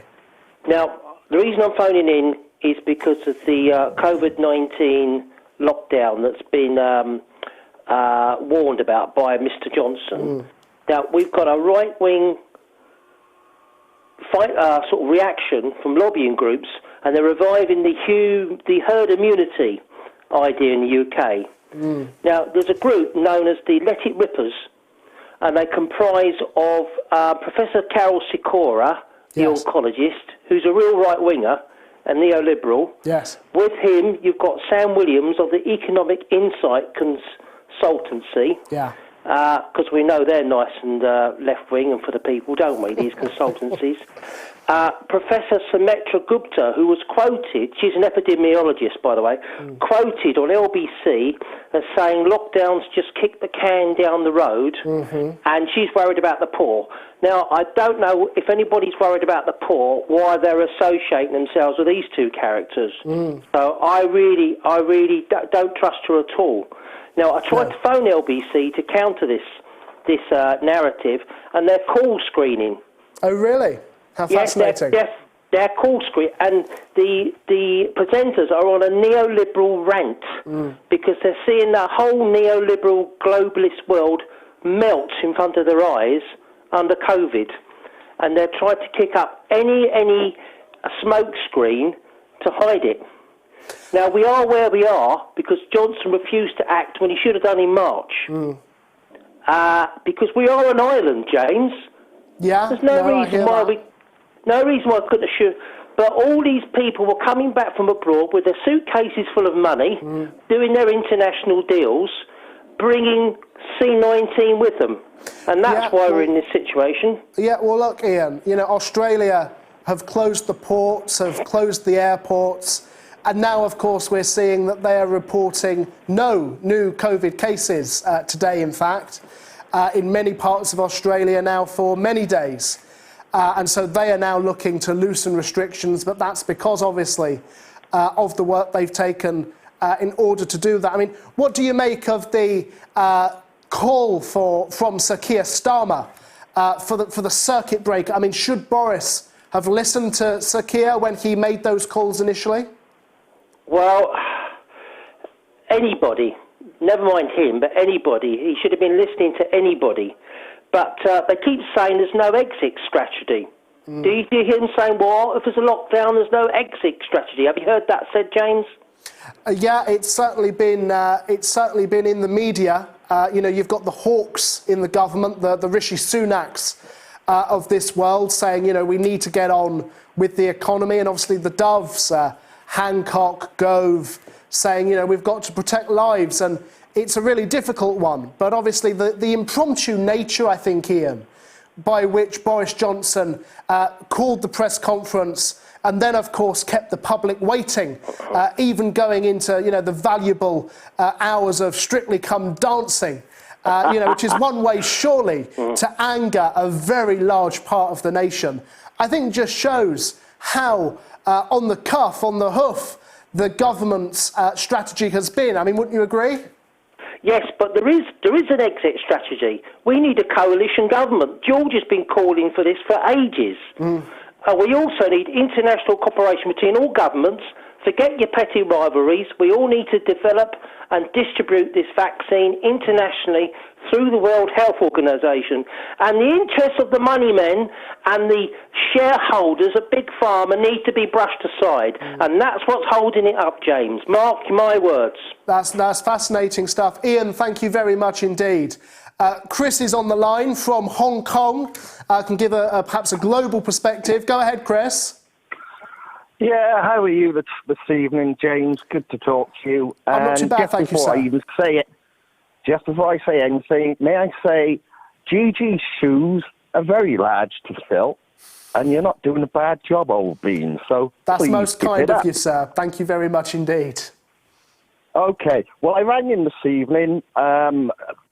We've just covered the ground. I think Mr. Bevin has covered some of the ground I wanted to cover, but I was spitting my gunny, shall I say, which is an Australian saying, or New Zealander saying, with regards what Mr. Christie came out with his political analysis of what Stan has been up to this week. Now, I think anybody who knows me, and it's Chris Torvine, and yes, I may be in Hong Kong, but regrettably, I know more what's going on in my own little village in Wales than I do here in Hong Kong of late. But that's the internet for you. It's a brilliant thing.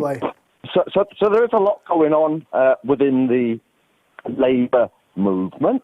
There's a considerable amount of anger with Starmer, and I actually find Starmer incompetent.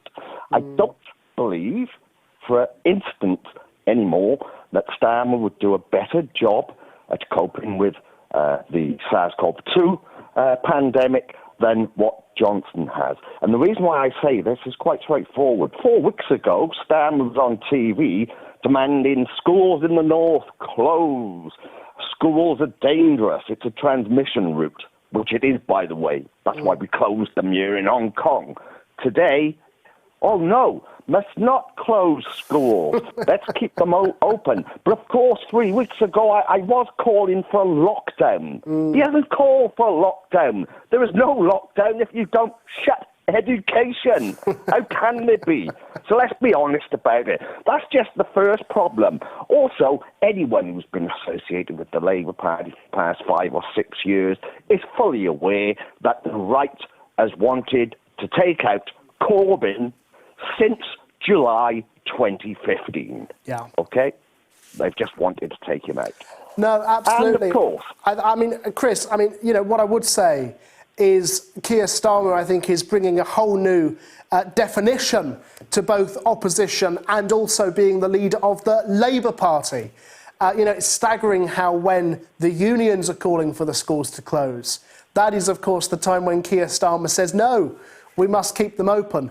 And then, of course, even with this vote on Wednesday in Parliament, despite the rebellion from the Tory backbenches, the lockdown is set to pass, of course, because the leader of Her Majesty's opposition, so-called, of course, is just backing the government every single time. Yes, he's in lockstep with the Prime Minister. End of story. He should not be, but he is. There's no opposition there. But my biggest pun against him is basically the reality that he's had more than 6 months to orchestrate the removal of Mr. Corbyn, which was the plan all along. This is a long-term plan they've had. Make no mistake about this. And yet, when it comes to the push, it's a complete and utter cock-up. And you've seen him wriggle like a worm. Wriggle like a worm on TV when he's questioned about it. And then we had his deputy, Miss Rayner, wriggle and scream when she said what Mr. Corbyn said was 100% the truth. But you're not allowed to tell the truth anymore. What rabbit hole have we delved into? Indeed. What hallucinogenic drugs are these people consuming? Because I'll tell you what, they're dangerous, and I will tell my daughter to avoid them. So, Yes, no, don't think governance will be better with Starmer. And don't think Starmer will win the 24 election. He won't. Anyone who wishes to write the Tory party off at this juncture in time is a blithering idiot. And I'll tell you why. Thank you very much indeed for that. Go ahead. Too often, they were written off in the latter part of the 20th century when we had Blairism at its height. And guess what? They've come back. They've managed to win, 4 elections now, and I think they will get an unprecedented 5th election come 24. Of course, they'll get rid of Bojo, and they'll have someone more agreeable in. Bojo is now the fall guy. That's his role. Starmer, is a non-entity. Nasal Starmer. He sounds awful even on the radio and on the TV. He's useless. Sorry, mate. No, that's my not at all, opinion. Chris. Thank you very much indeed for that call and for your take on that. It's much appreciated. Just as a reminder, of course, the lines are open. The number is 0207 7982 255 in the UK, or in the States, 001 757 744 4480. The final poll results of our first Moats poll this evening are in. What is Labour's greatest shame? Thousands of you have voted on George's Twitter. Anti-Semitism ends up at a measly 3%, down 2.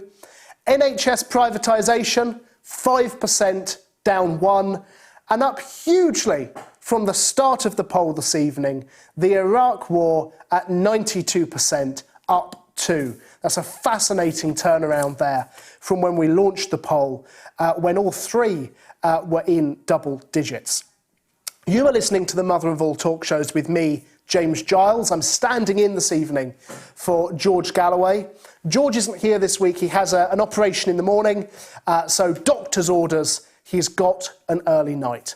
He'll be back on Wednesday, though, for Moats Extra. You can sign up for that at patreon.com/George Galloway.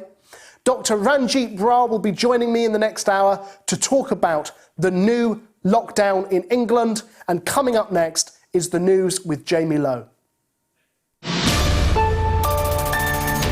The mother of all talk shows. The only education you can get for free. Radio Sputnik. We speak your language. Find us at SputnikNews.com.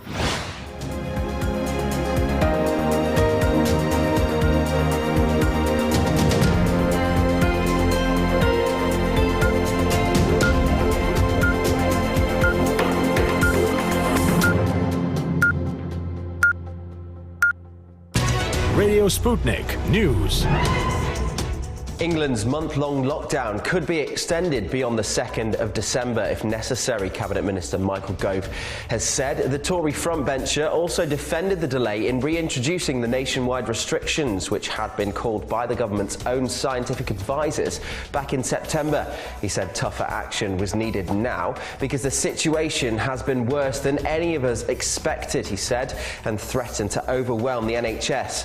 Pubs, bars, restaurants and non-essential retail will close from Thursday for 4 weeks across England, with furlough payments at 80% extended for the duration of the new measures. People will be allowed to exercise and socialise in public spaces outside with their household or one other person, but not indoors or in private gardens, and will be able to travel to work if they cannot work from home. People will be able to travel internationally for work, but will not be allowed to go abroad for holidays. Unlike the first lockdown, schools, universities and nurseries will remain open. British Prime Minister Boris Johnson has been accused by a former Conservative leader of giving in to the government's scientific advisers and marching England back into another lockdown. Ian Duncan-Smith said that the second lockdown is a, quote, body blow to the British people. However, Labour leader Sir Keir Starmer has said his party will vote in favour of the lockdown, meaning the government won't be defeated in the Commons. But a number of Conservative MPs have voiced their unhappiness and spoken out about the country going back into lockdown.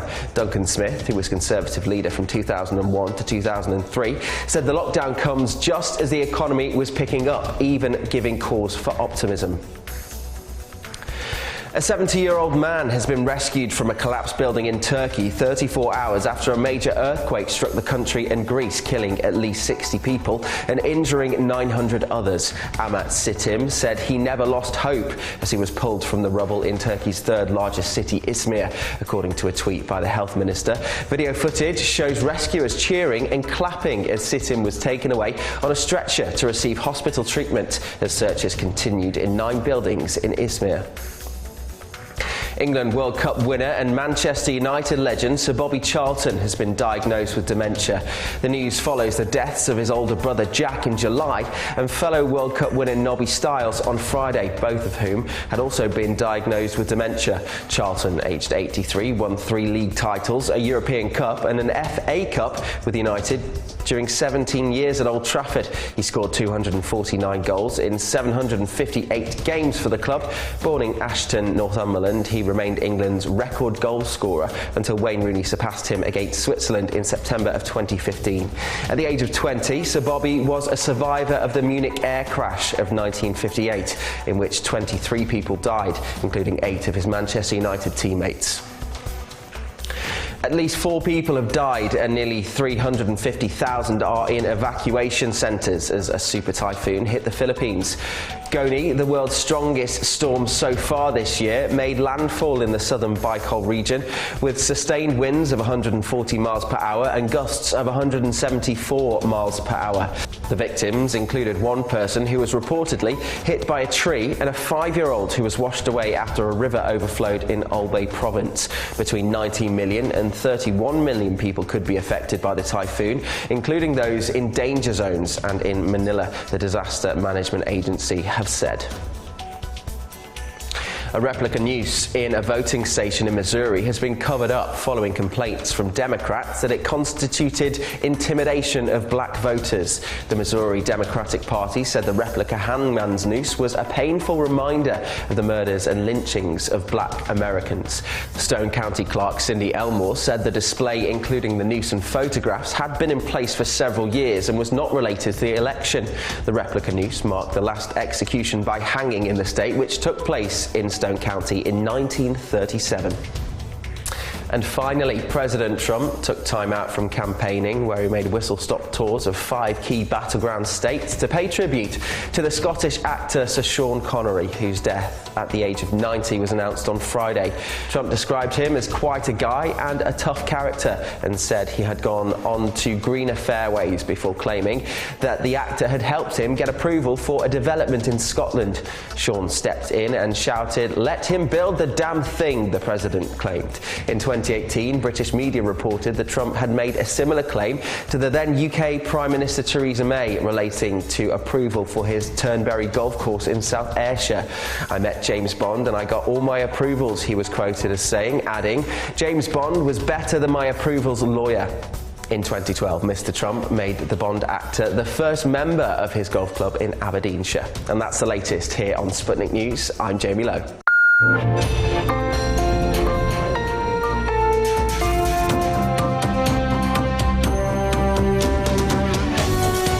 You're listening to Radio Sputnik. Telling the untold. Welcome to the Open University of the Airwaves with George Galloway. Only on Sputnik Radio. This is the mother of all talk shows. Welcome back. You're joining me, James Giles, standing in this evening for George Galloway, who has an operation in the morning, so doctor's orders, has an early night. Now, in just a moment, we'll be talking to a doctor of our own, Dr. Ranjeet Brar. But before that, our second poll of the evening has been launched. Who will win the US presidential election on Tuesday? Will it be Joe Biden or will it be Donald Trump? That is live now on George's Twitter page, @George Galloway. So go and check it out. And we'll be updating you with the results of that before the end of the evening.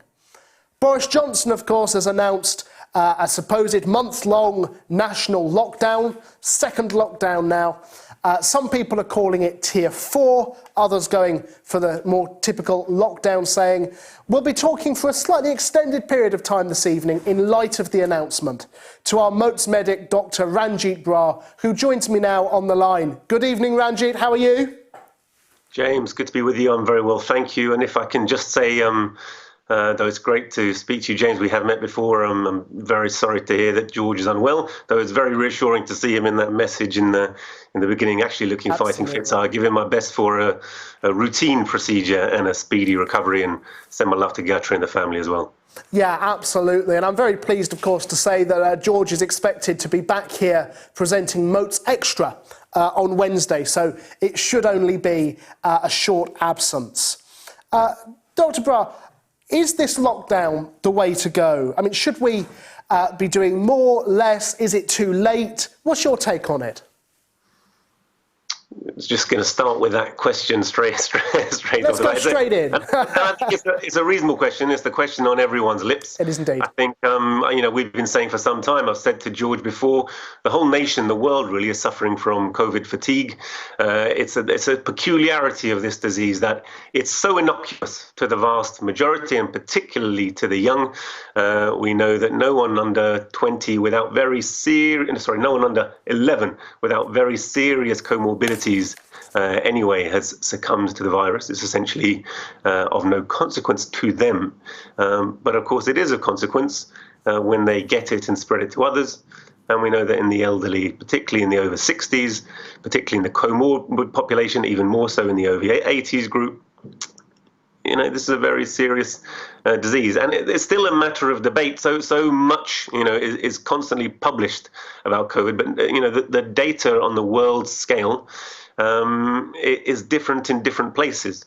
And nations have handled it in very different ways. It's still a matter of debate what the true mortality rate is, and people tend to pick the figure that they think most conforms to their general feeling about how our policy should be. I probably think that the mortality rate is at least 0.7, maybe as high as 1.5% of the people who get it. And now, if we look currently on a world scale of test-proven cases, there's a huge rate of increase at the moment. So in the world, there's getting on for 47 million people have had coronavirus proven by testing. It'll be a larger number who've actually had it. 1.2 million deaths. But look at the spike that we're seeing now.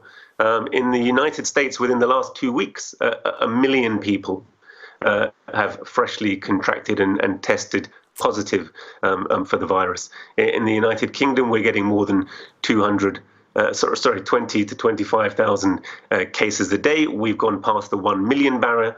The United States has gone past the 9.5 million barrier.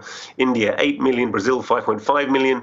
Many countries in Europe are experiencing the second wave. The United States, it really never went away. So, how do we handle that situation? It's of note that 2-3 weeks ago, the Great Barrington Declaration was published. These are three really kind of leading epidemiologists who have said that, in their opinion, lockdown is incredibly harmful. Well, lockdown is harmful. We know that lockdown is harmful, but of course, the effects of the virus are harmful also. So I am not someone who thinks actually that it's possible to simply, what they essentially ask for is shielding rather than a general lockdown. You lock down the vulnerable. Don't make everyone suffer, just make the most vulnerable and the elderly suffer. But what I do think is they haven't proven and they haven't shown in any way is how you achieve that. How, if it becomes generally prevalent, coronavirus, in the population, you shield the elderly group. And we're seeing currently that as the figures are rising, and I can talk you through some of the figures, I think we're all a bit figured out. Everyone is so full of data, and I can spout data at you, but it's unquestionably the case, to summarize it, that there's a huge spike going on right now. It's spreading throughout all the age groups, despite the fact that the elderly are trying to shield themselves. They are becoming increasingly affected. That hospitalizations are increasing, and they're back to our kind of April level, not quite the peak of March.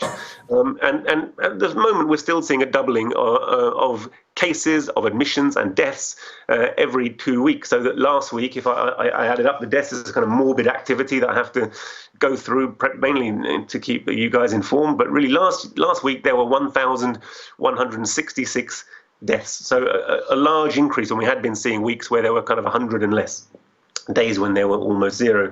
And this week has gone up to closer to the 1,900 deaths. So these rates of deaths are still doubling every 2 weeks. These, of course, are relatively small numbers of deaths compared to the total numbers of deaths of the population. But these are happening in addition, and we are moving back into the territory where we're going to see, again, excess mortality. And if we look at the figures for the accurate figures of excess mortality associated with the pandemic, and of course that slightly disguises the distinction between the people who are strictly dying of COVID and people who are dying of all of the societal changes that have gone along with the crisis, impoverishment and comorbidities, not receiving healthcare, then they're probably talking about 80 to 90,000 people already, James.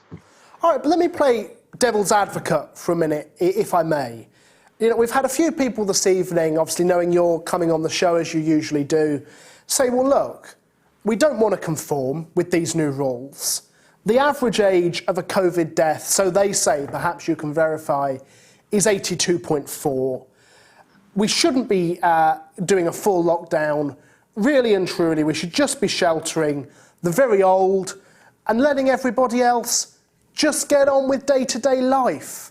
I mean, that's what some of our social media comments are saying. You're the medic. What do you have to say to that? I think, how I feel personally and how I feel professionally and, looking at the data. I think we have to constantly look at the data, see how it evolves and be guided by it.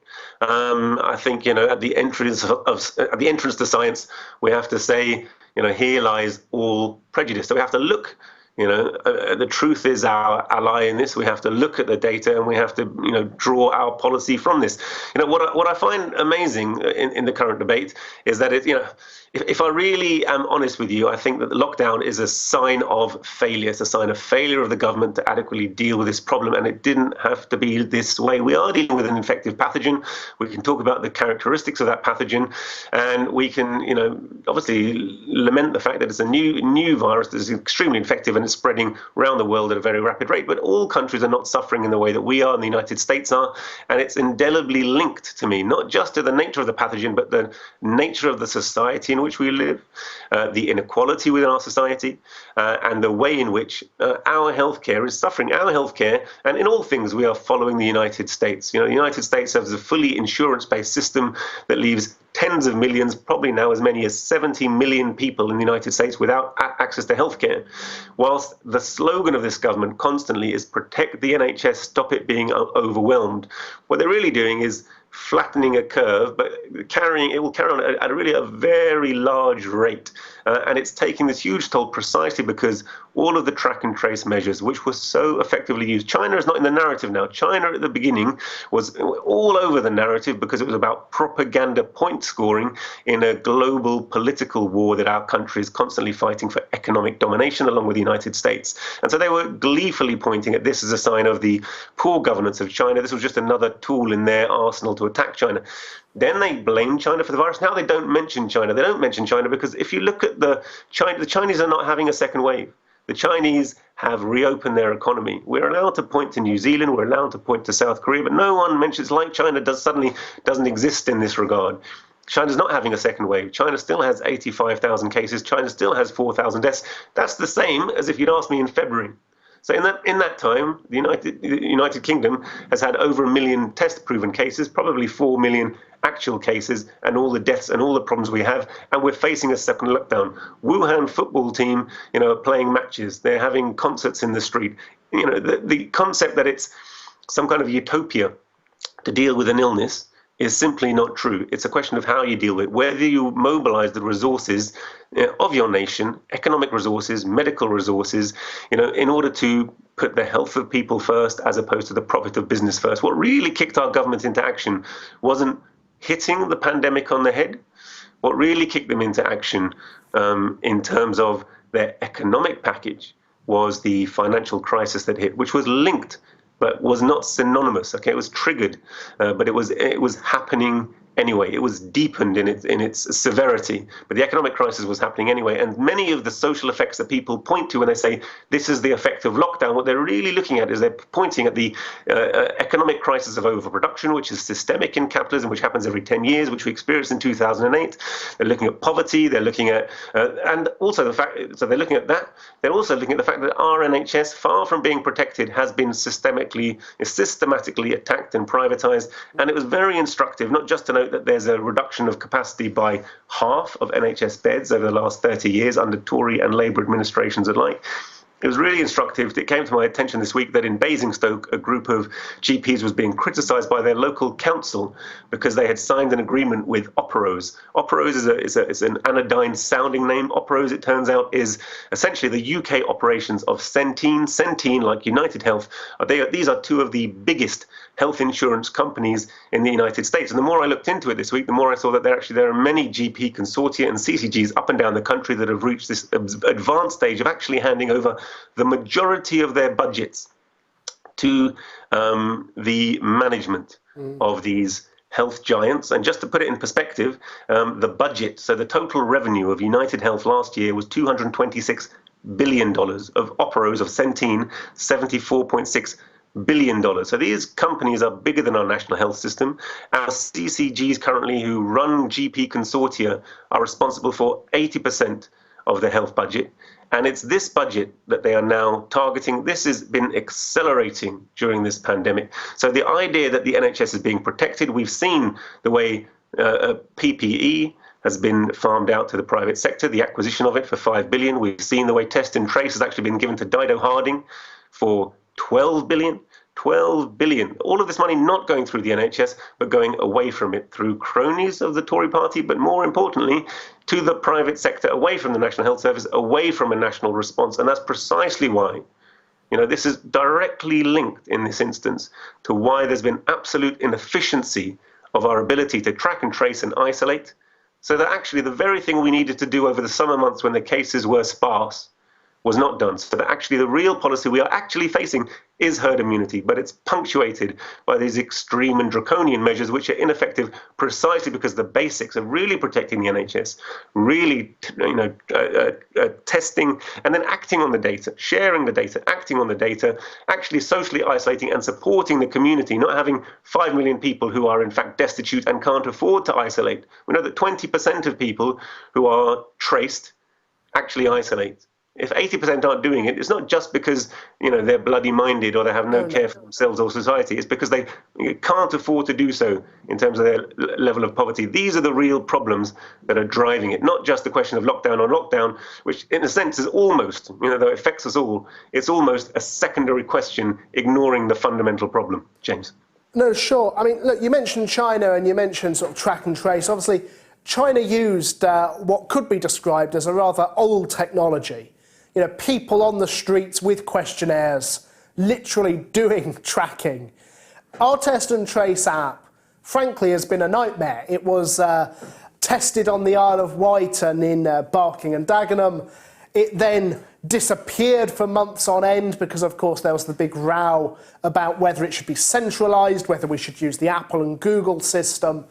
We now have an app which appears to be wholly ineffective for what we need it to do. And surely that's part of the reason we are now in the mess we are in. So, Ranjeet, what do we need to do to trace carriers of the virus and get this sorted out? If you were advising the government, what would you be saying? Well, obviously, having said I wouldn't have started from here, there are things that we can do. I think if you look at the commentary that's coming, for example, from Independent Age, I think it's perfectly sound. So they have been calling essentially for tracking and tracing to be done via the NHS, for Lighthouse Laboratories, in fact, to turn over the testing capacity back to the NHS, for us to put the investment through the NHS. And as you're quite right, a huge number of people will never download the app. They won't download it because they don't trust big data. The app itself, the development has been very inefficient, and that mirrors actually other big data management projects that the government have been involved in, whether that's, you'll remember the fiasco perhaps around the new airport system an air traffic control system being rolled out. Very often they have the similar problems even when they're trying to commission fighter jets, they end up with software that doesn't work for fighter jets after, many years, sometimes decades of development, the software doesn't work. And there've been problems within the NHS with very big data as well. So there isn't a centralized process. There isn't one person who's responsible for it. It tends to be contracted out to a consortium of private companies, a bit like the train system, what kind of chaos was caused and when accidents are happening.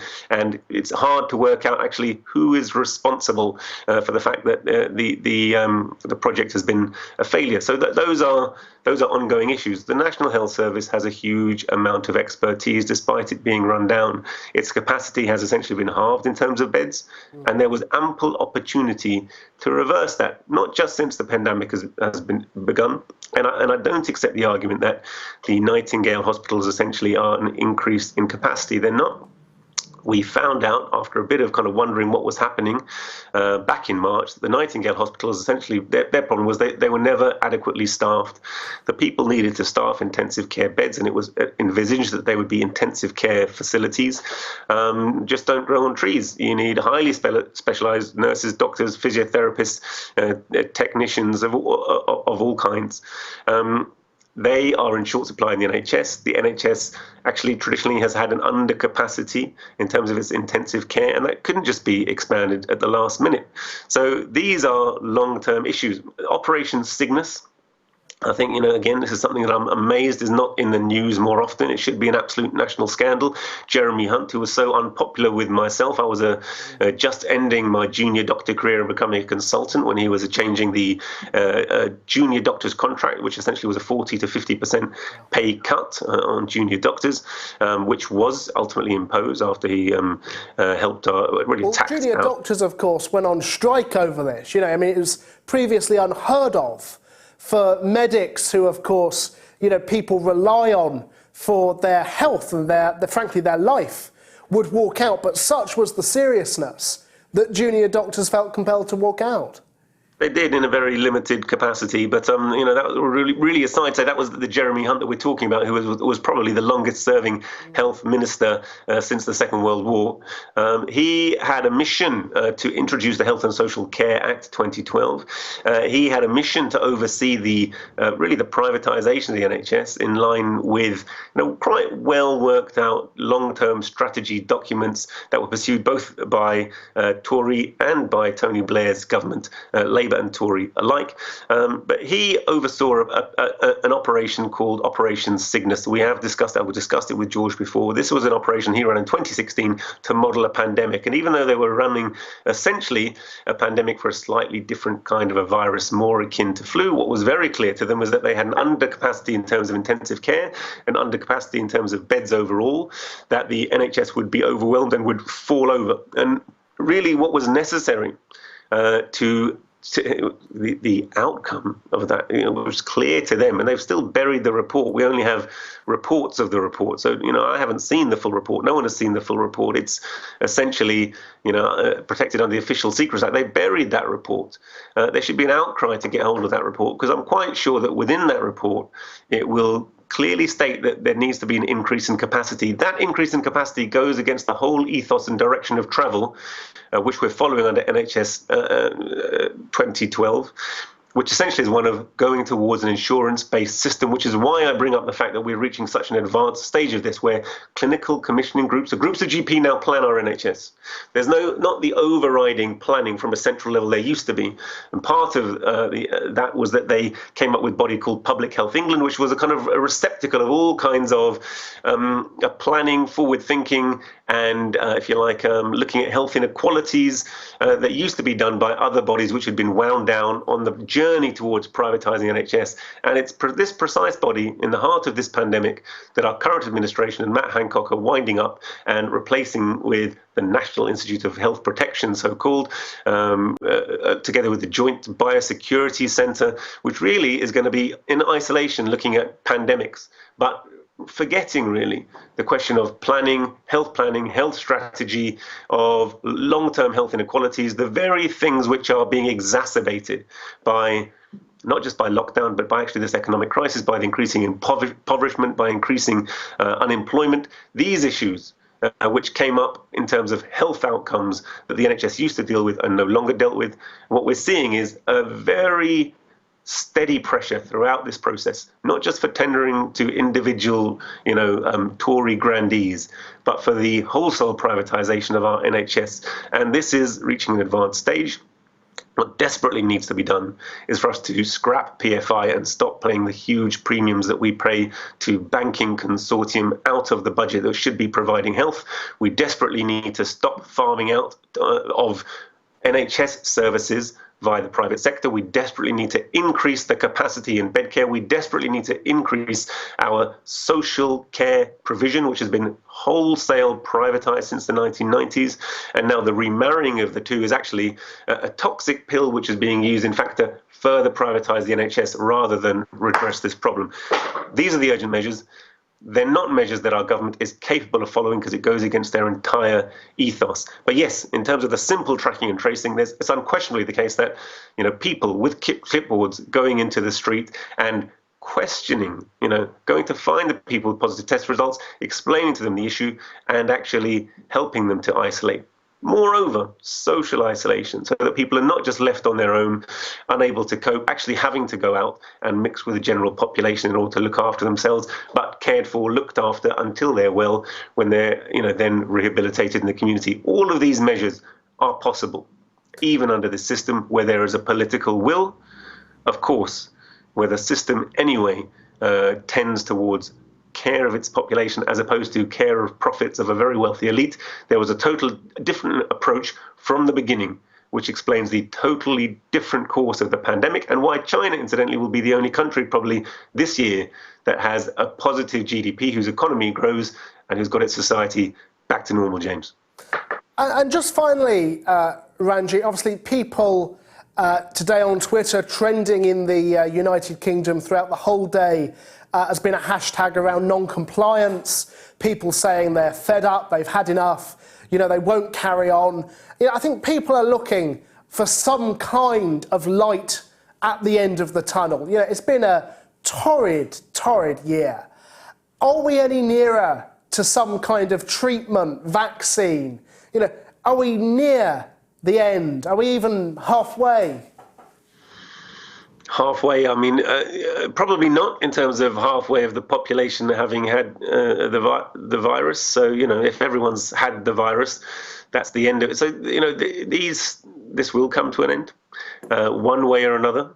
And I guess what we're arguing about in terms of the policy is the best way that it should be dealt with to minimize the impact. I totally understand why people are fed up. I'm, quite fed up of the ongoing restriction and disruption of my life. I think they need to put the blame where it lies, which is firmly and squarely with the government, firmly and squarely with the policies of privatization of the NHS. But, non-compliance, I understand why people feel that they've had their lives torn apart, particularly if they've lost jobs. The unemployment rate, we don't absolutely know, but it may, come to greater than 10% of the population. That's a huge amount of, economic dislocation. That is not the result of lockdown. That is not the result of the pandemic alone. This is the result of the economic system under which we live and a particular bad crisis that it is facing, and that is a global phenomenon. But in terms of non-compliance, I understand why, if the measures were essentially ineffective, which we knew that the tier 3 measures were ineffective. The communication has been poor. The leadership is not there. The fundamental support of the poorest sections of the population are not there. They're unable to comply. A large proportion of the population are unable to comply, even if they want to. It will be unenforceable once you lose the goodwill of the population. And I fear we're getting to the point where a large percentage of the population, their goodwill has been lost. Businesses will comply. Those with something to lose will comply. And therefore, working people will have their lives affected. It's not something that's in our hands to manage independently. There has to be a national strategy. Dr. Ranjeet Brar, thank you very much indeed for joining us, and look forward to having you back again next week when I'm sure George will be presenting once again. Thank you very much indeed. Thanks, James. You've been stuck with me so far this evening. Thank you very much for sticking with it, but I know that you'll be missing the presenter, Double GG, your teacher here on the Open University of the Airwaves. George, of course, also presents Sputnik Weekly on a Saturday. So I want to pass over now to a very special guest, which George interviewed on this week's Sputnik. You'll see an extract now, and you can see the whole interview at rt.com/shows/Sputnik. Take it away, Chris. I'm going to talk to a man who is a rock, pop, and cultural legend, an icon, the commander of the police, the man that put the police together. These great, iconic songs that will never be forgotten, he played the drums on all of them. You unashamedly wrote the title, My Dad the Spy. Did you ever at any time when it was, I don't know, in the hippie era, the anti-Vietnam War era, were you ever embarrassed that your dad was the CIA? No, nor was it a surprise when it was so revealed. Because in Beirut, everybody's dad was a spy. Isn't yours? And one day, this is another of our family bedtime stories. Miles comes home from school and says, Dad, are you a spy? And my father says, who wants to know? Fascinating stuff. As I say, you can see the whole interview at rt.com/shows/Sputnik. Richard in Manchester is on the line. Go ahead, Richard. Hello, James. Thank you very much indeed for taking my call. I hope George gets better soon after his operation. I'd like to speak, if I may, James, about this fact of the kids not getting their free meals.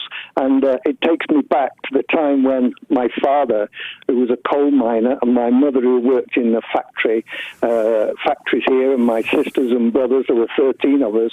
If we hadn't have had school meals, I don't think we would have survived. It was so entrenched with the people who lived around here, particularly the socialists, particularly the Labour people, and without them we wouldn't have survived. And for us to be today in this, when we're one of the richest nations in the world, can't provide for kids to have a good meal. I don't care whether it's the Labour Party or whether it's the Conservative Party. I think it's a disgrace.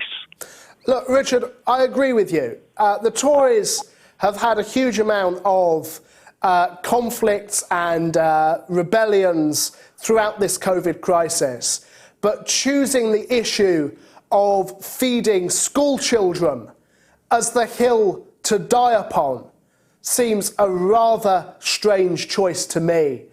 And thank goodness for the likes of Sir Marcus Rashford, whose campaign inspired community groups, businesses, to hand out free meals during the school holidays. I mean, I was involved in a group where I live in South London, handing out lunches to children. I think it is incomprehensible that in this day and age, school children are going hungry. On social media, you'll find all sorts of people saying, well, lazy parents this, can't be bothered to work that. But why should innocent children be punished if the parents choose not to work? And another thing I think is important to remember here, Richard, is who is eligible for free school meals. Because I think it's really crucial, and something that is so often overlooked in the media, is in order to be eligible for free school meals, you have to be on universal credit and earn no more than £7,400 a year if you're on universal credit. I mean, that income threshold is tiny. It's a disgrace, James, an absolute disgrace.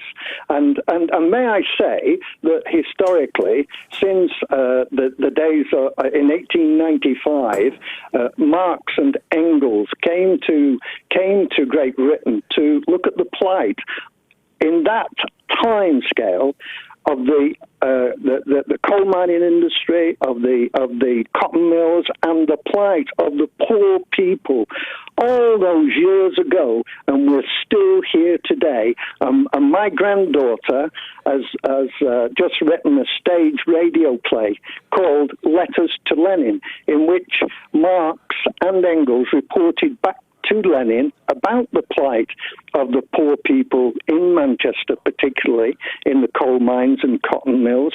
And it's a four-parter available on Amazon that people can buy for a pittance, really, and hear a wonderful narration of exactly what happened in those days.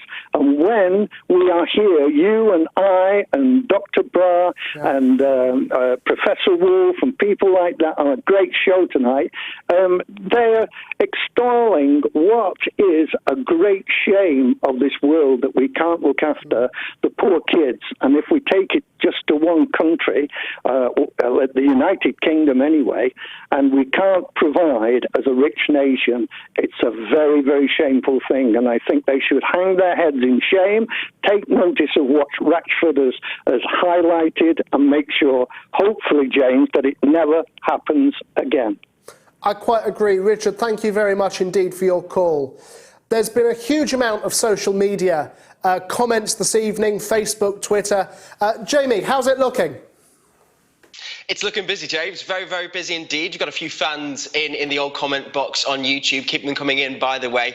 Tweets, comments, and emails, of course, to onair@moats.tv. Wakas says, you should be a regular on Moats, James. You've done an incredible job, and I'm amazed by the brilliance of your language and political acumen. You've impressed a few people. Too kind.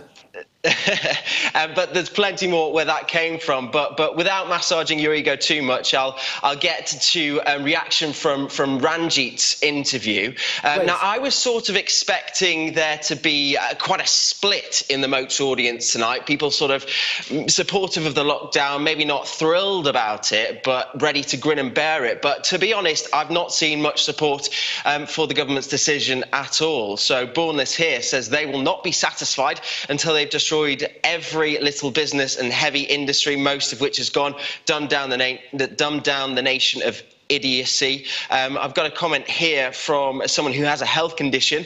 It's not about my feelings, not old, but I have a serious health condition and still against the lockdown based on the data that I've seen. Business in my villages have gone bust. I only see cost.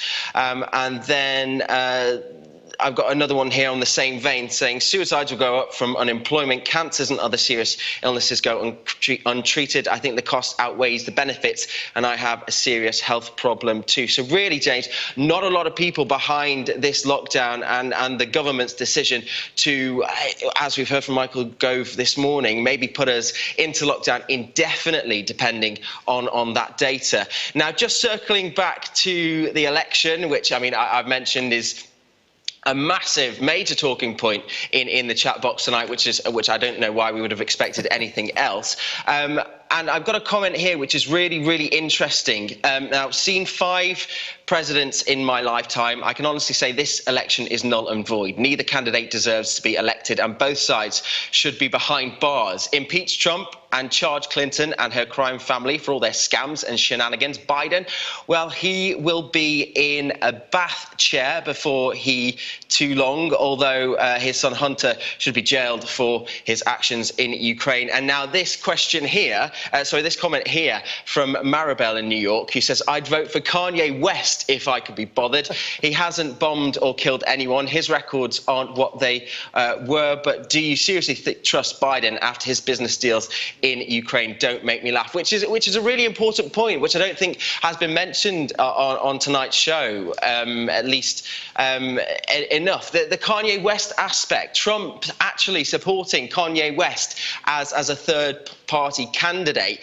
Potentially what we're seeing here is some votes taken away from Biden, from people who want to vote for Kanye. Of course, Kanye isn't going to win the election, but what it is maybe doing is taking away some of those important Democratic votes, because as we've seen there, some people neither supporting Trump or Biden. And I think Trump's maybe cottoned on to that. And, we've seen Trump supporting Biden. But what are your thoughts on Kanye's impact to this US election? I mean, because of the way ballot access works, the number of ballots he will appear on, the number of states he appear on will be minimal. But there certainly is, I think, as I was talking with Professor Wolff earlier, a notable absence of any third-party candidate this time round, which at a time when the candidate's choice is so dire, you would have thought some sort of third party would have come forward. I don't think Kanye will have a huge impact. He certainly won't get any more than, I'd say, 1% of the vote. But had he have been on every ballot in every state, that could have ended up very differently. And then I'll just wrap it up, James, tonight with one last comment concerning the US election from Mary in Vermont. Sorry, Marty, forgive me, in Vermont. He says, I'll spoil my ballot paper when I vote because none of the above candidates represent me or can help heal what's actually going on in America right now. Trump has empowered dark forces of the far right and validated everything that they say. His electoral base comprises of gun nuts and racists. Is this the best we can see in 2020? And I think just from that comment there, it just sort of goes to show what an incredibly strange state the world is right now. And I think as the rest of 2020 plays out, it could only get crazier. I agree. And Jamie, let me make a prediction to you and the listeners now. I think that Marty speaks for a huge swathe of the US electorate. And I would put it to you and the listeners, there will be a record number of spoilt ballots in the presidential election this Tuesday. It's a shame because it's probably one of the most important elections potentially that we've seen in a while. I think it is. Jamie, thank you very much indeed for keeping us up to date throughout the show. Patrick in Mississippi, over the pond, is on the line about the US elections. Good evening, Patrick.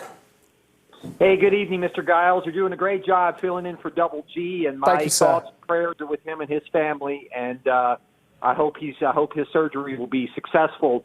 I wanted to call about, of course, the election that is upon us here in the United States on Tuesday night, November the 3rd. I am in Mississippi, which is, of course, a very hardcore, rock-ribbed, red Republican state. Trump is probably going to carry the state by 20 to 25 percentage points. And so that allows me the opportunity to vote third party without, really affecting the election because of how the American system is with the Electoral College, et cetera. And other individuals in other states aren't permitted that luxury. But, you were talking about Kanye West and third-party candidates. And I think it's such a shame, the quality of third-party candidates in this election cycle compared to previous elections. I, earlier this year, was hoping that the Libertarians would nominate Justin Amash as their candidate. Yeah. Because I think that he would really be, I'm not saying that he would win because, of course, he wouldn't. But he would certainly, or at least potentially, have an effect on the outcome of the election. Well, certainly. And of course, George, was saying how Governor Jesse Ventura should have been nominated as the Green candidate. Absolutely. I mean, I think that Ventura, same thing. And had Ventura been nominated by the Greens, and had the Greens, been able to qualify to be on the ballot in all 50 states in the District of Columbia, I think that I think Ventura. There's a good chance Ventura would win the election. Because you look at his record, you look at what he did in Minnesota as it relates to the gubernatorial election that he won.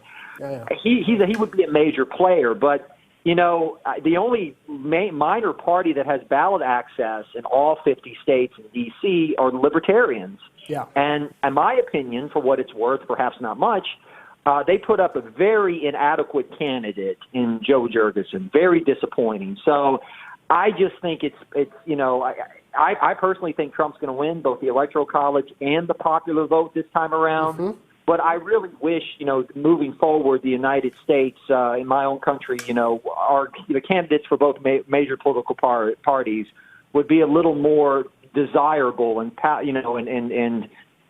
of a better quality than what we've had over the last 20 to 30 years. Well, look, it's a somewhat controversial view, Patrick. It's not one that the pollsters necessarily share, but the bookies would certainly have it that Trump is set to win. And our poll, it would seem, is that way as well. 63% of our voters said that Donald Trump should win the election, or rather would win the election, never mind should. Meanwhile, only 37% said that Joe Biden would win on Tuesday. Patrick, thank you so much for that call and for that insight. Sarkar is in Glasgow. Good evening. Hi, James. This is Sarkar from Glasgow. Really nice to see you, fill in George's shoes. Would love to see both of you do a show together. Bless you. And hope George gets well soon. Please pass on my message to him. I certainly will. He's listening in tonight. Cheers. So, James, my question is with relations to what happened to Jeremy Corbyn recently with respect to the decision to suspend him from the party. Yeah. At this point in time, the Tories have left an open goal. You can take a free kick, a penalty kick, and still score. But Keir Starmer has decided to do something like this, which has annoyed the people who truly believe in the core values of Labour. And I'm not talking about the Blairites. And not just that, the unions, who have been the biggest backers of Labour, many of them want to, keep away from this, and they are not too happy with the way Keir Starmer has been dealing with this thing with Corbyn. What do you think would be the prospects? I heard a gentleman from Hong Kong calling some time ago. Yes. He summed it up perfectly. Of course, I cannot say this, speak as eloquently as him. But the thing which Keir Starmer has done right now, antagonizing the unions, antagonizing the people who believe in the core values of Labour, what does that mean for the prospects of Labour Party? And I'm not talking 2024 elections, but as Labour Party, will there be a schism between the ones on his side and the ones not on his side? How could that play out? Thanks, James. That's my question. No, thank you, Sarkar, for that call. Well, look, it's certainly an interesting question. You know, last year we've seen with the centrists breaking away, as Patrick Christys mentioned at the start of the show. They started off as the independent group, turned into Change, the independent group, then Change UK, Change.org. Who knew what they were called in the end? And they certainly did not end up having a big impact. Of course, none of them kept their seats, not even the great Chuka Umunna, who, of course, of all of them, was the best known. And so it's always incredibly difficult under our electoral system to have a new party set up, successfully organised, successfully fundraise and win. But you certainly present an interesting point around Keir Starmer, which is, of course, whilst major donors, high net worth donors, are now returning to the Labour Party, who perhaps previously had abandoned it under Corbyn, the unions who make up the vast bulk of the Labour Party's funding in Great Britain are beginning to reduce their funds. And so it will be really fascinating to see where this leads Labour, not least as to whether Corbyn will be readmitted, but further as to whether or not they will continue to have the very plush funding they had under Corbyn, not least because he turned the party into a mass membership movement. Sarkar, thank you very much indeed for that. On a similar topic, Eddie is in Barrow on line 2. Go ahead, Eddie. Hi. Yeah, basically, I've been listening to the show on and off because obviously I'm out and about working tonight. But my point is this. As far as I'm concerned, Corbyn has clearly been thrown under the bus by the party. They've been waiting for an excuse to get him, and they've got him. And the reason I say that is I was a long-term Labour member and Labour supporter. And I resigned from the party just under 10 years ago because of the amount of hatred, not just for anti-Semitism, I'm talking disabled hatred, etc. And when it was raised, bearing in mind I'm a disabled person, I raised one concern I had when my local party basically excluded any person with a disability from being anywhere near them. I was told quite bluntly by the regional office to drop it and go away. Really? Really. And I to this day, I will never, and bearing in mind I was brought up Labour, parents before me were Labour, their parents were Labour, we've always voted Labour as a family. Yeah. I resigned after I clearly, because at the end of the day, people always talk about all the this, the that, the other. I don't believe in, if I see it, I accept it. Yeah. If I don't see it, I'll take it as a pinch of salt. Of course. But when I saw it firsthand, the way that, again, I'm not going down the route that they're saying, anti-Semitism, I'm going down the disabled route, especially, because I saw that firsthand. Yeah. I could not be party to any party that treated somebody with a disability in that manner. It was from roots, and I'll say this from experience, from grassroots. I'm talking elected individuals. I'm not talking like me and you, Joe Public. I'm talking people within the power, i.e. elected individuals, councillors, MPs. It goes up the chain, are in it for their own benefit and nobody else's. Yeah. And I saw that firsthand. It's an experience. You're not the first person to have told me a similar experience, Eddie. I'm very sorry to hear it. But, you know, it's the members, of course, that make up any political party. And if the party machine treats the members with contempt, well, then I think as Labour are beginning to see, the members won't hang about.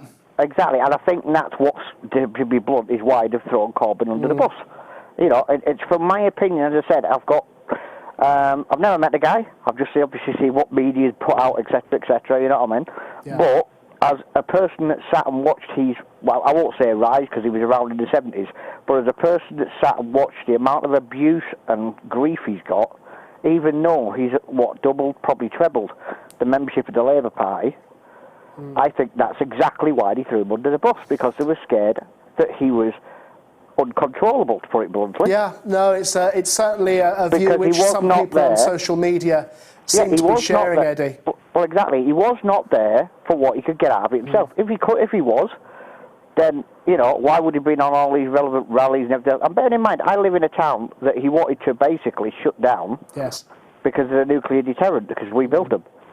Yeah, absolutely. Eddie, I'm going to have to stop you there, but it's a fascinating point. Thank you very much. The reason for that, of course, is we have a legend on the line. It's Norma in Bristol. Go ahead, Norma. Hello, James. Nice to hear you. Likewise. And, nice to hear Galloway as well. Absolutely. Actually, also, is it Jamie Lowe's birthday Tuesday? It is indeed, yes. Yeah. Anyway, that's not what I was going to say. We've got you had Professor Wolff on, yes, Richard Wolff, and he was saying what a bad system of voting that they've got in the USA. But, you know, our electoral system is not much better. No, we've got first past the post. We have constituencies which win seats for the political parties. Yes. But if all the votes were counted individually, yes, that result might be different. It would be completely different. Yes, you're absolutely right. And if we had proportional representation, like the most of Europe do, yes, you know, it would be a fairer system, don't you think? Absolutely, Norma. I wholeheartedly agree with you on that one. When we have when we had European elections, of course, that's how insurgent parties like the Brexit Party are able to win. You know, 2010 Liberal Democrats picked up 26% of the vote for less than 10% of seats in the British Parliament. It seems mental, doesn't it? Well, yeah, and I wouldn't vote for the UKIP, but let's be fair, they won about 5 million votes, and they had no seats representing them in Parliament. We really need to think about ours and not be so, what's the word, complacent about our system. No, I think you're absolutely right, and many of the arguments that Richard outlined for the American system being problematic certainly also apply here in Britain, Norma. I think you make a fantastic point. Listen, I've been your supply teacher this evening, but have you enjoyed the show? Oh, yes, I have. I'm very pleased to hear it. I'm very pleased to hear it. It's nice to see you, and I'm hoping that George will be better by Wednesday. But he certainly will. No, I've enjoyed it. Yes. I'm very pleased to hear it. Norma, listen, it's a pleasure to hear from you, especially in lieu of George. It's an honour. You're a legend here at the mother of all talk shows, so thank you very much indeed for your call. I'm joined again now once more by Mrs. Galloway, Gayatri. Hello again, welcome back to the studio. Thank you, James. Just here to wrap up with me. Of course, I've been filling in this evening for George, who has an operation tomorrow, so doctor's orders, he has to have an early night. But I'm very pleased to say that all being well, God willing, he'll be back with us on Wednesday for Moats Extra, and then, of course, next Sunday for Moats. We've got a fascinating show coming up on Wednesday, haven't we, Gertrude? We do. We are having a fascinating show. It's going to be the 9/11 show, so lots of interesting conspiracies going to come up. James, how was it? How was it for you? Just so people know, James came here on the spot at 3 hours' notice. I mean, yes. Boy, yeah, what a wonder right. boy, yes. seriously.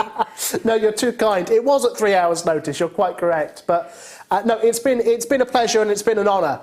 I mean, the comments from social media, at least, so Jamie says, he may just be being polite, and that's fine too. But people seem to have enjoyed it. Norma did. And I'm pleased because it's been a whistle-stop tour, I hope, of the key issues of the week. But I've certainly enjoyed it. I mean, it's amazing. I'm so happy you've enjoyed it because we're all in awe and George, I just have to convey personally from George how happy he is. He's been watching the whole show, and he's just amazing. He's just amazed at the way you convey the whole show. It was wonderful. No, bless you. So thank you so much on behalf of George, and thank you also to the audience who have been watching and calling in tonight. Absolutely. With the supply teacher. Indeed. I mean, we haven't actually been able to get round, so I'm told in my earpiece, to everyone who called in this evening. And so my message to them, of course, is you can email in to onair@moats.tv. And also, please, call in on Wednesday as well. It's a free phone number if you live in Britain on a Wednesday. So there's no excuse not to call in and talk back to the proper teacher, George Galloway. Yeah, so that's on patreon.com/George Galloway. Indeed. You just you just sign up, and then on the day itself, on the Wednesday, you just click on the link to view the whole show, where we will be back again as well. We certainly will be. Yes, you only get that on Patreon in the pre-show and the post-show. Exactly. And of course, I think it's so important for people to know the outstanding value of Moats Extra. It's $1 per show. Yeah. So no matter whether you're a millionaire or someone who is just struggling to get by, it's $1. It's less than a cup of coffee. Less than a cup of coffee for a whole evening of entertainment. I would challenge any of our listeners to find better value anywhere in the media sphere. Quite a challenge. It certainly would be a challenge. But no, it's been a fascinating show, and I'm sure we all wait with bated breath to see what happens in the US election on Tuesday. Yes, wow. Where's your money on? My money's on Trump. £15 at the bookies. Same here. Not in money terms, but yeah, Trump probably. I think it will be, despite what the pollsters say. Yeah. I mean, pollsters have a habit, don't they, of getting it wrong. Listen, I've been James Giles. Thank you very much indeed for putting up with me. Next to me has been Mrs. Galloway, Gayatri. It's been a pleasure. Please come back again next week. It's been marvellous for me, and I hope it was for you. Come back again next week and bring another listener with you. I've been James Giles. Thank you very much indeed.